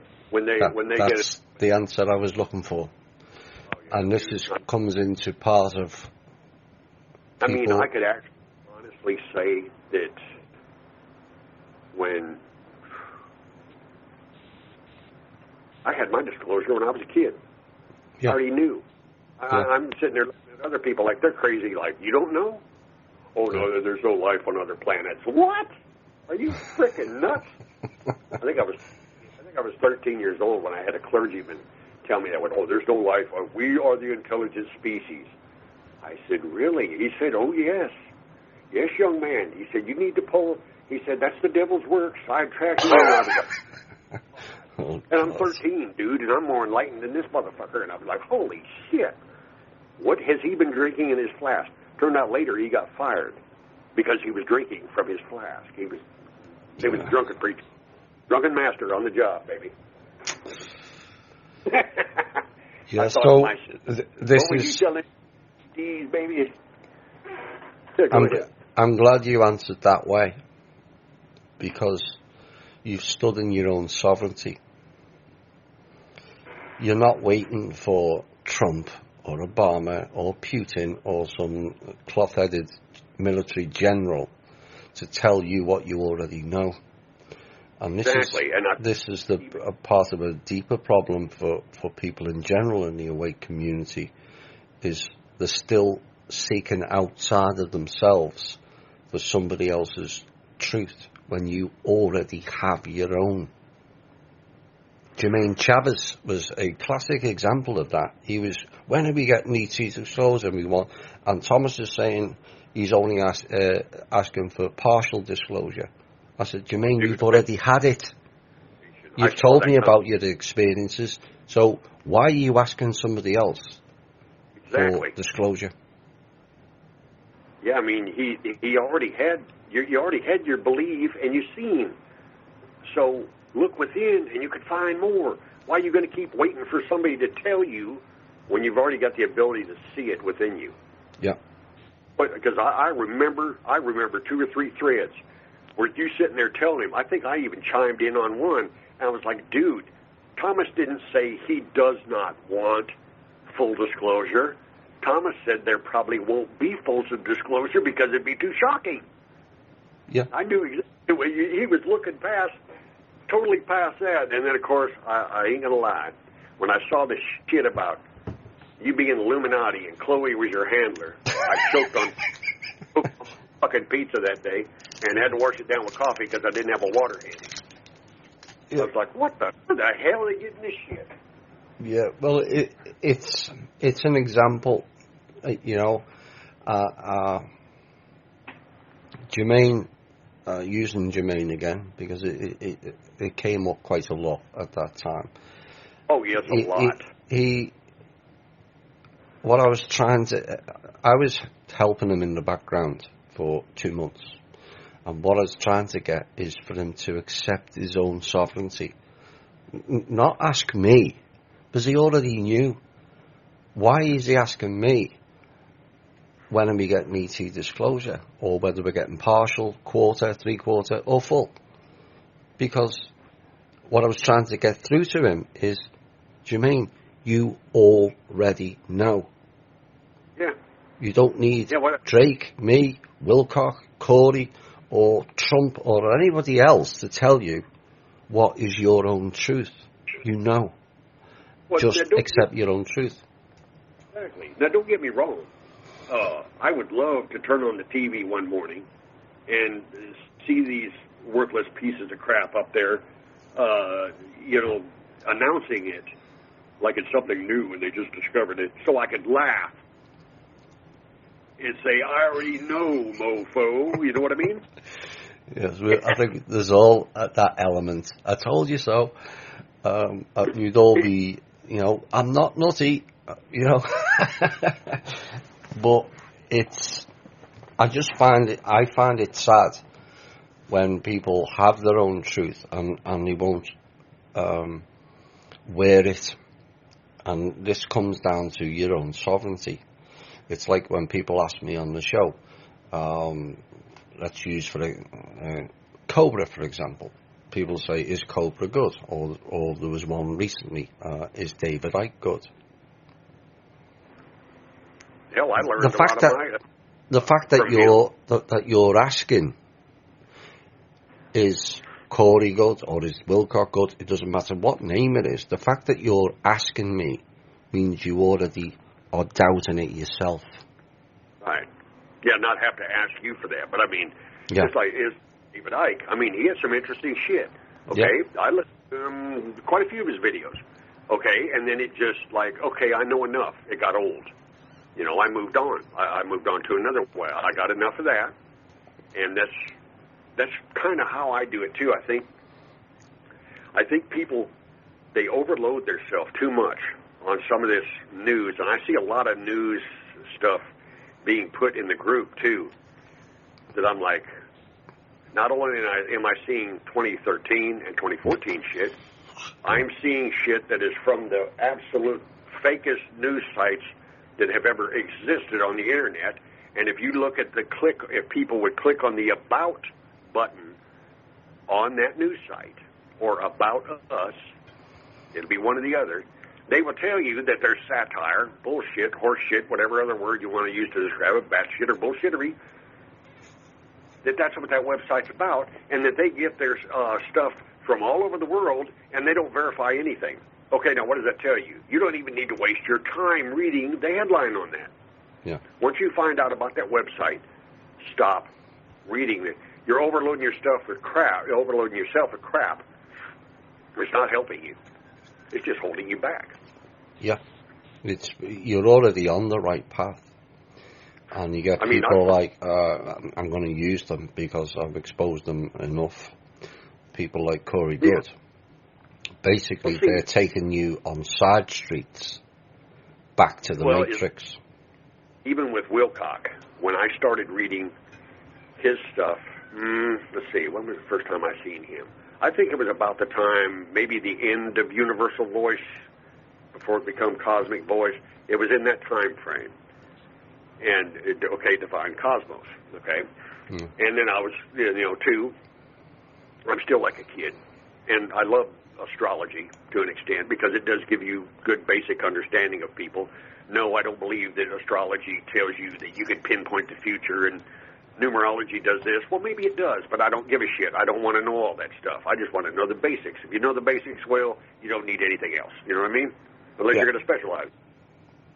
But, so just the way I viewed it. But the very first time I started reading up on Wilcock's stuff, something was missing. Okay, then I started watching some of his videos, and I saw that cockiness come out. I was like, dude, you're not doing this right. And then the money stuff come out. I was like, dude, if you have all this fucking knowledge, you give it freely to the people. Yeah. How is it that you got this big, massive budget that you got, going on here and this and that? And, I don't need to look at a professional Hollywood movie for you to give me the truth. If you can't produce the truth in simple form, either in writing or a simple video, got you and a buddy and perhaps another enlightened soul sitting beside you in front of a camcorder, and just do it that way, to me is far more believable than some of this horse shit they come up with, where they got this big, blown-out, circus production, to try and get... And then please send your check for $99.99. But wait, if you order now, we'll throw in this bullshit too. Yeah. It's a bombardment of this, and I just can't believe people are still even looking at it. Yeah, it's, I met two people from THI. I haven't met that many people.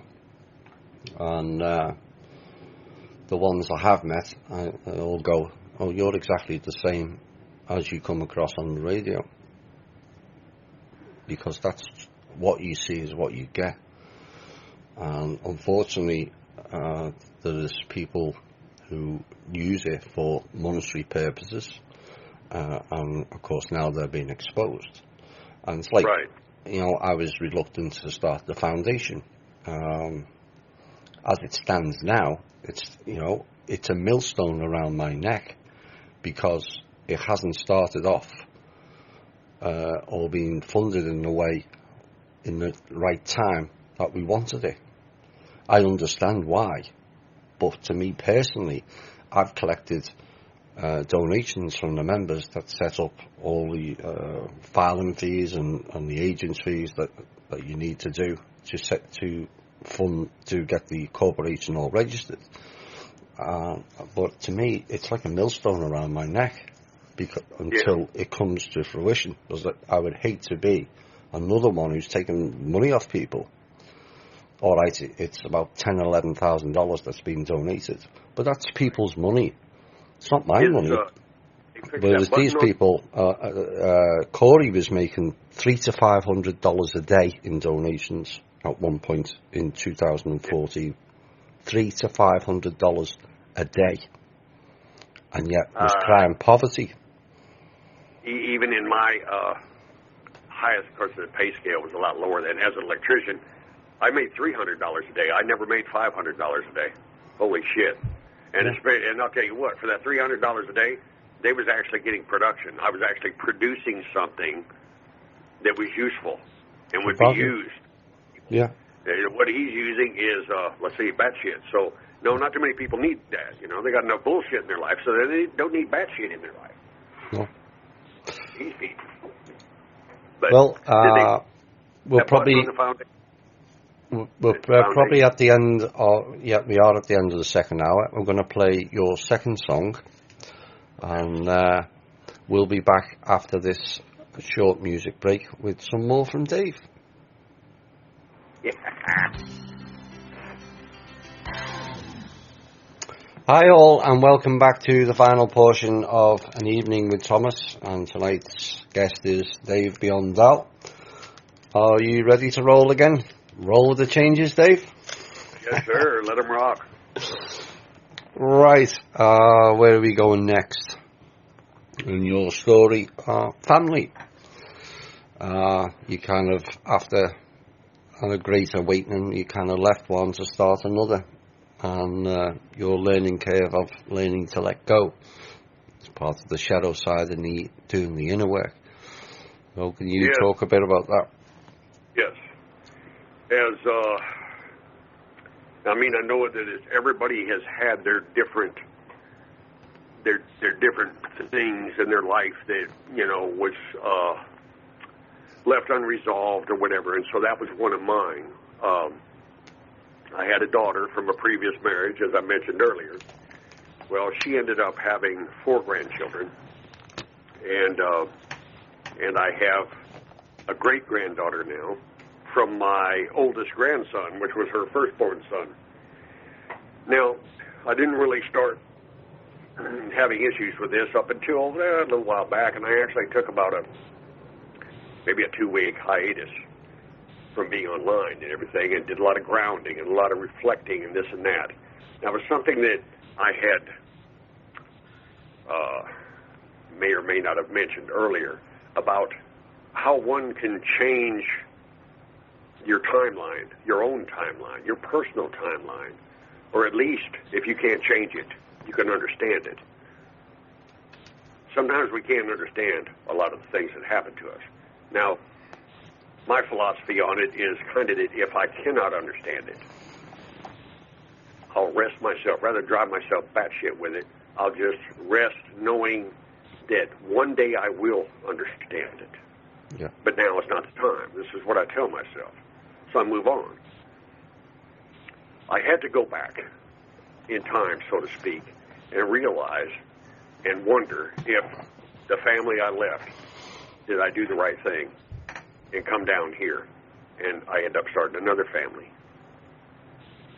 Because I felt that the urge that this was the place I had to go. And I had a mission, even though I didn't know what it was exactly. Yeah.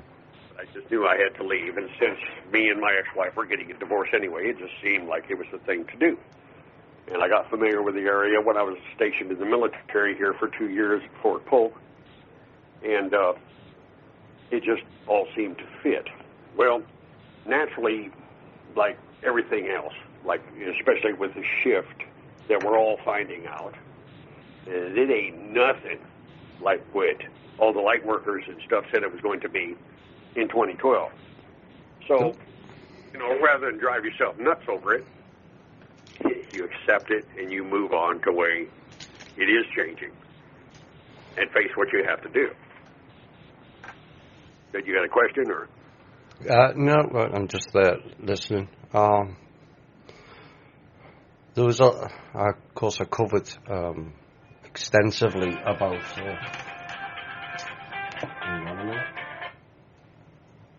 What was that? That was my phone. That's Okay. Chloe ringing. She forgets. Right. Yeah, I covered extensively, or fairly extensively, in the last show about 2012. Again, it was a sideshow to take you off your path, because 2012 was all about largely we're all going to go on giant craft and be transported to 5D. We're all going to ascend and all kinds of other stuff that was basically outside of you. Right. We all, yourself included, got wrapped into it in various levels, because it's the easier path for the Saviour. Jesus is coming to save you. E.T.'s is coming to save you. Drake's coming to save you. Heaven forbid Neil Keenan's coming to save you with the classical accounts. It's all a side track of taken everything away, the control away from you. And too easily we've given our power away to other gods, in inverted commas, when all the answers and everything you need to have your freedom is within each and every one of us. And that's largely what 2012 was about. It threw us all off. Yes, we were being fed what we wanted to hear, which is the ET narrative, which is mainly the main topic of why people get involved in the alternative media. You know, other people have joined since because maybe they've been foreclosed on the house and suddenly they found a website about foreclosure, and then they found out about 9/11, and then you go down the rabbit hole, which I have to tell people, there is no end to the rabbit hole. When you think you've got to the end, another level materializes. So the chances of you becoming, knowing everything is zero. What you have to do is be able to expand in a progressive way. You can't learn it all in one chunk. You can't expect to know it all in one chunk, because you just won't. All you're going to do is, as you said earlier, Dave, is overload yourself. Yeah. And that's what I'm seeing in some aspects now. Exactly, and I kind of look at it like this too. But now this is just a part of who I am. It may work for some people, and it may not work for others, because we all are uniquely different. Some of us share uniquely some of the same traits, but differ in others, and that's just the way it is. Now, but the way I've done it is I learned to, if something interested me, lit me up, made my heart pump when I was fixing to read another article about whatever subject it was, and time travel is one of them, I would keep studying it and learn as much about it as I could. Same way with astrology. Okay, now I've probably forgotten more than I remember, but I still like astrology, and occasionally I check, back into it now and again. And but part of this is there's no rule that says you have to learn everything about one subject. Well, guess what? You probably ain't going to live long enough. Mm-hmm. So the way I do it is I learn what I want to learn, and then I move on to something else. And especially if it's something that, like, okay, I'll use, like, somebody had brought up David Icke the other day. Okay, hell, I watched him for a while. He had some interesting stuff, but past a certain point, now I was like, okay, I need to find somebody else here. This is getting old. It's the same shit all the time, Yeah. The man is obviously awake. He has knowledge, but he's starting to sound like a broken record to me. That's just my opinion. Yeah. But so I went on and, took another path. So I'm telling everybody out there in the group that, don't be scared to take another path. You can always go back to that other road if you want to. Yeah. But there's so many more out there. Why not learn something else? If you're not no longer getting something from it, let it go. Yeah. Let it go and move on to something else. You might be surprised what catches your fancy. And that's pretty much the way I did it, and that's how I've dealt with family issues. Is I realized it's like the man on H.G. Wells' The Time Machine. Now, there's a little different circumstances because his wife was killed, or his wife-to-be was killed. So he built the time machine to go back to save her. Well, that was the paradox. Yeah. He couldn't because she'd already died. Yeah. And that was the only reason he built the time machine, was to go back and save her. So he got stuck on this big, long, drawn-out, which is a great movie. But mine was a little different. Okay, nobody died. Mm. Obviously, the family I left is, the ex-wife. Didn't want that back. Ooh. But, it was having grandchildren again that made me miss my other grandchildren. And it was bad. It was bad to the point. It was like I felt lost.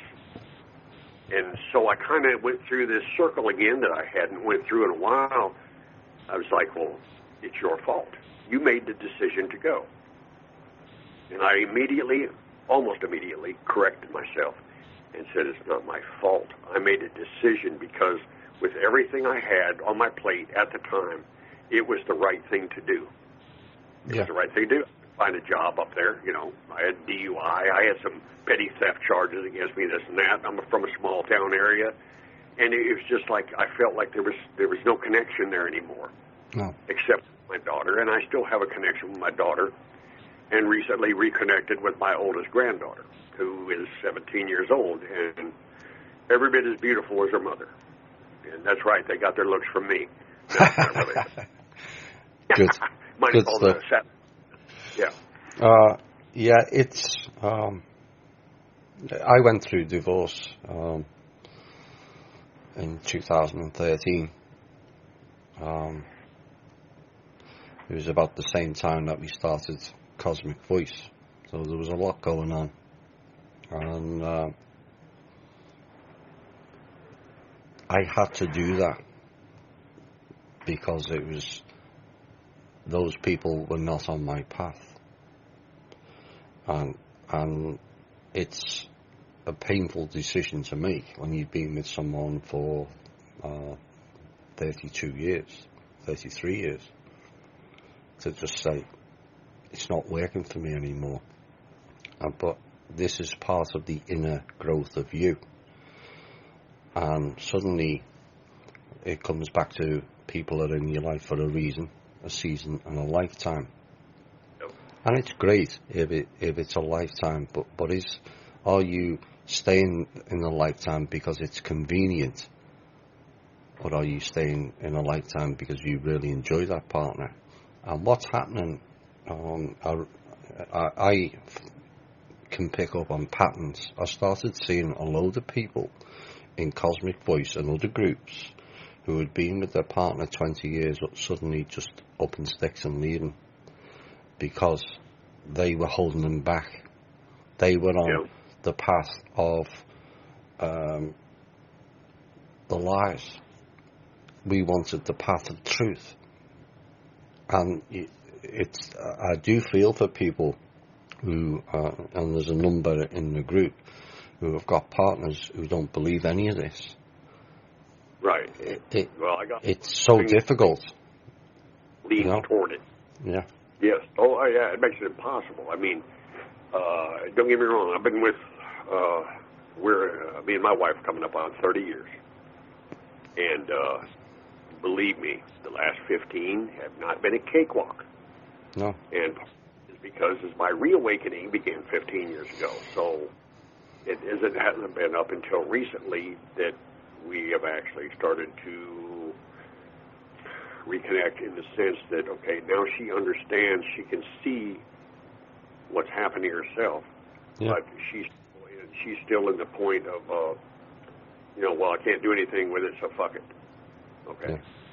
So, I mean, we have a certain thing we don't talk about because I don't want to rile her up and trigger her, so I keep certain shit to myself. So, you got to kind of, you adapt. You adapt to the situation. This is all part of relationships anyway.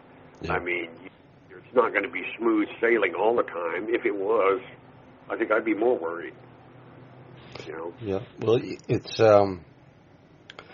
some people will say it's fortunate that I rolled out of that, what was becoming an increasingly destructive environment with my family, and then to meet somebody else from 3,200 miles away who has the same interest and knowledge base. Right. It's not, to me, it's not a coincidence. And suddenly things developed rather quickly, which kind of surprised some and enraged others. But at the end of the day, you have to do what's best for you. If you're stagnating in a job, is that good for your development? If you're stagnating in a relationship, is that good for the convenience? Because convenience is what's damaged us over a long period of time. It's too easy to just, oh yeah, sign this contract and sign. Let's not read it because it's inconvenient. Or let's not look at that truth because it's inconvenient. And it's playing out on all levels now. Because people's mask of illusion that we all have, we cover up our weaknesses and insecurities, they're all dropping. And this is why so many now are being exposed and also exposing themselves. Because it's time. It's time. And this is why, going back 2 years ago, I started to ask people to deal with the shadow sides, do your inner work, because I knew what was coming up in the next year to 5 years, and you were going to get overloaded. Well, how can you absorb better frequencies that were coming in if your whole vessel is riddled with negativity, fear and anger? It's just bouncing off you. Exactly. So you've got to empty that festering cup and then pour in the better frequencies. And that takes some really harsh lessons of the self. Because it's not much fun opening yourself out. Because, like I say, we all cover certain weaknesses up of ourselves, and that's part of the mask of illusion. Right. And it's not easy to deal with. You know, someone said to me recently, I haven't dealt with my shadow side because I don't know what it is. So my answer was, you do know what it is, but you won't face it. Yeah. And this is if you don't know, for long, it will rear up on you. It's going to rear up on everyone, and it's going to be amplified. I see people personally that I know, some well, some not as well, but in the respect that you see them the way they are. Yeah. When the shit hits the fan, they're not going to fare very well because they're just they ain't even ready. They ain't even dealt with their own stuff. No. And they just la, life is but a dream. Yes, it is. Yeah. And everything's going to be fine. And I got my new car, my big screen TV, and my swimming pool out back. And, you know, it's all going to be fine. It's going to be fine. I'll go to church. I'll get saved. Yeah. No. Trumple savers. I'm surrounded by I am in the biblical belt, baby. Yeah. Well, one of the biblical belts. So, you're a bit of a Renaissance man. Please explain that.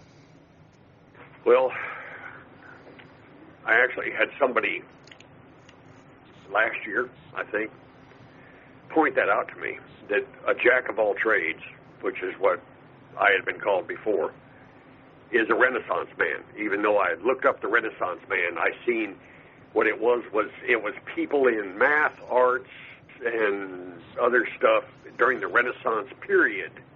Yeah. They were multi-crafters, so to speak. Okay, and after I kind of read the actual definition of it, I was like, well, I guess I do kind of fit into that category because it's like I am an artist to an extent, but it's like on stuff that I build is either mechanical or it could be with wood or, you know, build a computer. There's an art to that. I mean, yeah.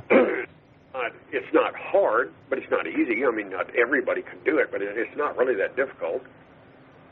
Proper instruction, anybody could build. I could show anybody inside of 3 hours how to build their own computer. You know, it's not that hard. You just have to have it's a certain state of mind. I mean, it's like now if you want to get into rebuilding engines or something like that, okay, then you're talking about a whole different ballgame. That's not going to be a 3-hour session. 3 months, yeah. Because I mean, it's just it's so much. So, what you're explaining, Dave, and you can chime in on this, is you haven't boxed yourself in. Exactly. I mentioned this on a recent show, and people are defined by what job they do and think they can't do any other jobs because I'm just a painter, or I'm just a roofer, or I'm just a IT. Basically, you have decided you're not going to be boxed. No, I mean, I've always been a mechanic. When it stopped being fun is when I stopped doing it as a job. An electrician was good money. Well, that was the neck injury finished that, but that was all for a higher purpose. And of course, my higher self, knowing full well about it and all the ramifications behind it and everything else as to the why, when, where, and what, and all that, I believe is to an extent pre-planned. And I've accepted that. It resonates with me. Because I look what comes forth after that. But the thing is I picked up, I did carpentry, but I'm not a carpenter. But I can build a house with help. I say, okay, I am an electrician. Yes, I took the test that said I was an electrician. But I'm an electrician. I can wire a house. I can follow blueprints. I can read schematics. I learn enough about something, and then I'd move on to something else. I know how to weld. I used to know how to weld with a torch, which is actually a acetylene torch, which is actually a lost art. There are still people that can do it. I wasn't real good at it, but I could do it. It would hold. Might not look pretty, but hey, it would hold. It wouldn't break. Yeah. Well, my grandfather and my dad were both welders, worked on farm equipment, so that was my first craft, so to speak, was welding, fabricating. I learned the sizes of bolts and nuts and fine thread, coarse thread, all this stuff, and I got to the point where I got so good at it that I carried it on years later. I could identify, I worked on motorcycles too, so I could look at a bolt and I could tell you the thread pitch, how many threads per square inch, what size the bolt was, and the size wrench it would take to put it on, and if it was metric or English. I mean, it was doing it all the time at that point, so it's just like, and I always made a game out of it. To me, it was a game, and if it's a game is fun, then you learn. If you're having fun, learn it faster. If you stop having fun, it's time to stop and rethink as to what direction you might want to go, to where you can start having fun again. You know? This is, that reminds me of something I said in school. I told the teacher that he was teaching rubbish. I said, it's not interesting. No one's interested in what you're saying. I think it was a history lesson, and I just knew the whole lot of it was a complete pile of bullshittery. How I knew that, I didn't know. But, so I said, I said, you've got to tailor it to the area. You can't do like Pink Floyd did with the album cover, The Wall, where there's a school building and it's mincemeat and just throwing kids in and they all come out the same. Right. I said, let's. So he asked me, for what I thought would be a good curriculum. I said, well, you've got to give them an interest. Because once people have an interest, I said, like maths, no one likes arithmetic. I was clever at arithmetic. I didn't need calculators. In fact, I refused to bring a calculator to class, which got me detention, because I could work it out in my head. I didn't need, but that was just me. I said, instead of saying some banal thing like Johnny went and bought 2 apples, and how much change? I said, why don't you use it in a football or soccer term? Because our city is soccer mad.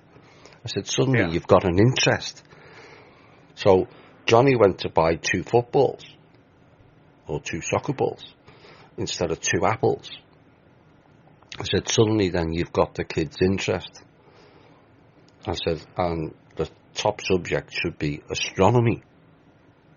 I said, because... all the difference in the world right there. I said, because at the time, we were in the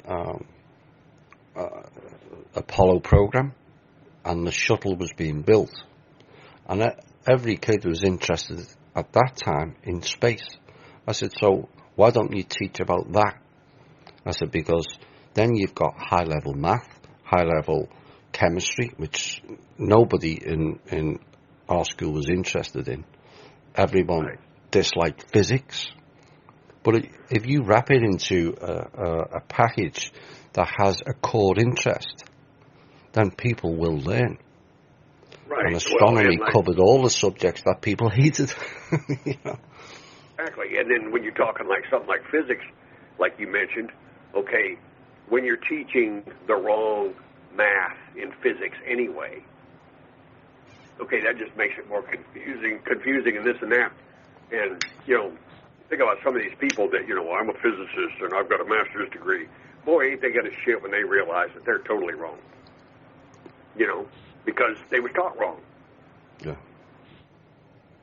Now, some of them might have figured out pieces here and there, actual, because I remember just specifically off the top of my head, when somebody said, oh, well, Einstein said that the speed of light wasn't possible because you basically to propel an object to the speed of light, its mass would become infinite, and it literally pull the plug on the universe because it would require an infinite amount of power. Okay, that's not exactly what Einstein said. You know. But it's what we're being taught. Yeah, you start twisting with saying, you know, what about, okay, then I found out about tachyons, I think, when I was in 11th grade. You know, the classic line of what we've all been taught is in religion. When they changed the words in class, when the real words were, let us make man in our image. But that's not what they tell you in school. And it's that subtle change of words that then becomes part of your truth, in inverted commas, which is not. Well, as they say, it's all in the spelling. Yeah. Or the word. Yeah. Yeah, it's just... So it's a long journey for us all, and we're probably coming near to the end.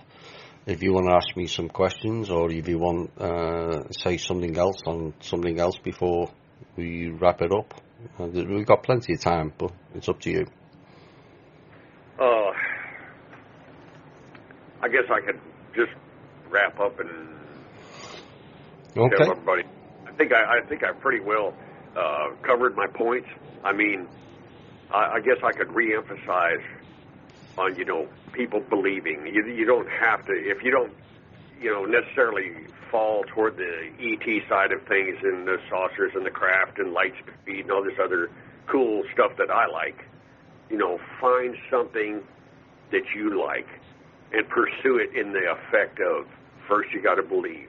Then you're going to see whether it's going to be fairies, ghosts, if you want to be a medium, you know, everybody has different talents out there. You know your talent, or find your talent. If you think of something that might be your talent, then pursue it. But if you try to be happy, I'll tell you something about when you find something that makes you happy, not only do you learn it faster, but if you're in pain, like a lot of us are, physical pain, I have my own pains every day. Some days I defy aging. Other days I feel 30 years older than what I am. It's just the way it is. But it's how you face it. It's how you deter yourself from focusing on the pain. Find something you like. Find something you enjoy. And it's going to make this a whole lot easier. And if it does not serve you, let it go. Yep. Here. Right. That was the end of the second show of An Evening with Thomas, and I want to thank Dave for coming on and telling his story and his truth. And this is what this series is all about. It's not about me, it's about you, and what you believe in, and your particular life journey, and whether it's been a struggle, as most of us have, and whether it continues to be a struggle. And as Dave said, it's about how you deal with it. You can't carry on waiting for somebody else to come and save you. Ultimately, you'll have a long wait, because the saviour always was you. Top and bottom line of it. And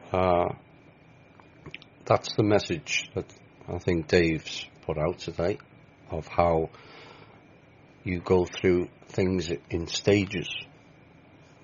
Nobody ever got there running and taking one giant leap. We only ever got there by taking it in small steps. Disclosure, you could go on about that. It's already been disclosed. And this is where you have to accept it's been disclosed, because if it hadn't been disclosed, you wouldn't know about ETs. If it hadn't been disclosed that priests and politicians are committing pedophilia, you wouldn't know. It's not a secret. So you already know. Stop waiting for others to confirm what you already know. And I want to thank Dave. He's been a joy to have on. I enjoyed last week as well. It was fun. I enjoyed it and I hope it gives the courage for others to come forward, whatever story they have. This group is a safe platform for people to out their stories, no matter how outrageous it appears to others. It's still your story, and it's still your truth. And so, thanks to Dave. I will be back a week on Thursday, as I'll be away this week. And so we will resume THI a week on Thursday, and we'll resume this series 2 weeks today, Drake time. So thanks, Dave, and thanks for everyone for listening. And this song we're going to go out is Because Dave Was the Voice. Bye for now. right.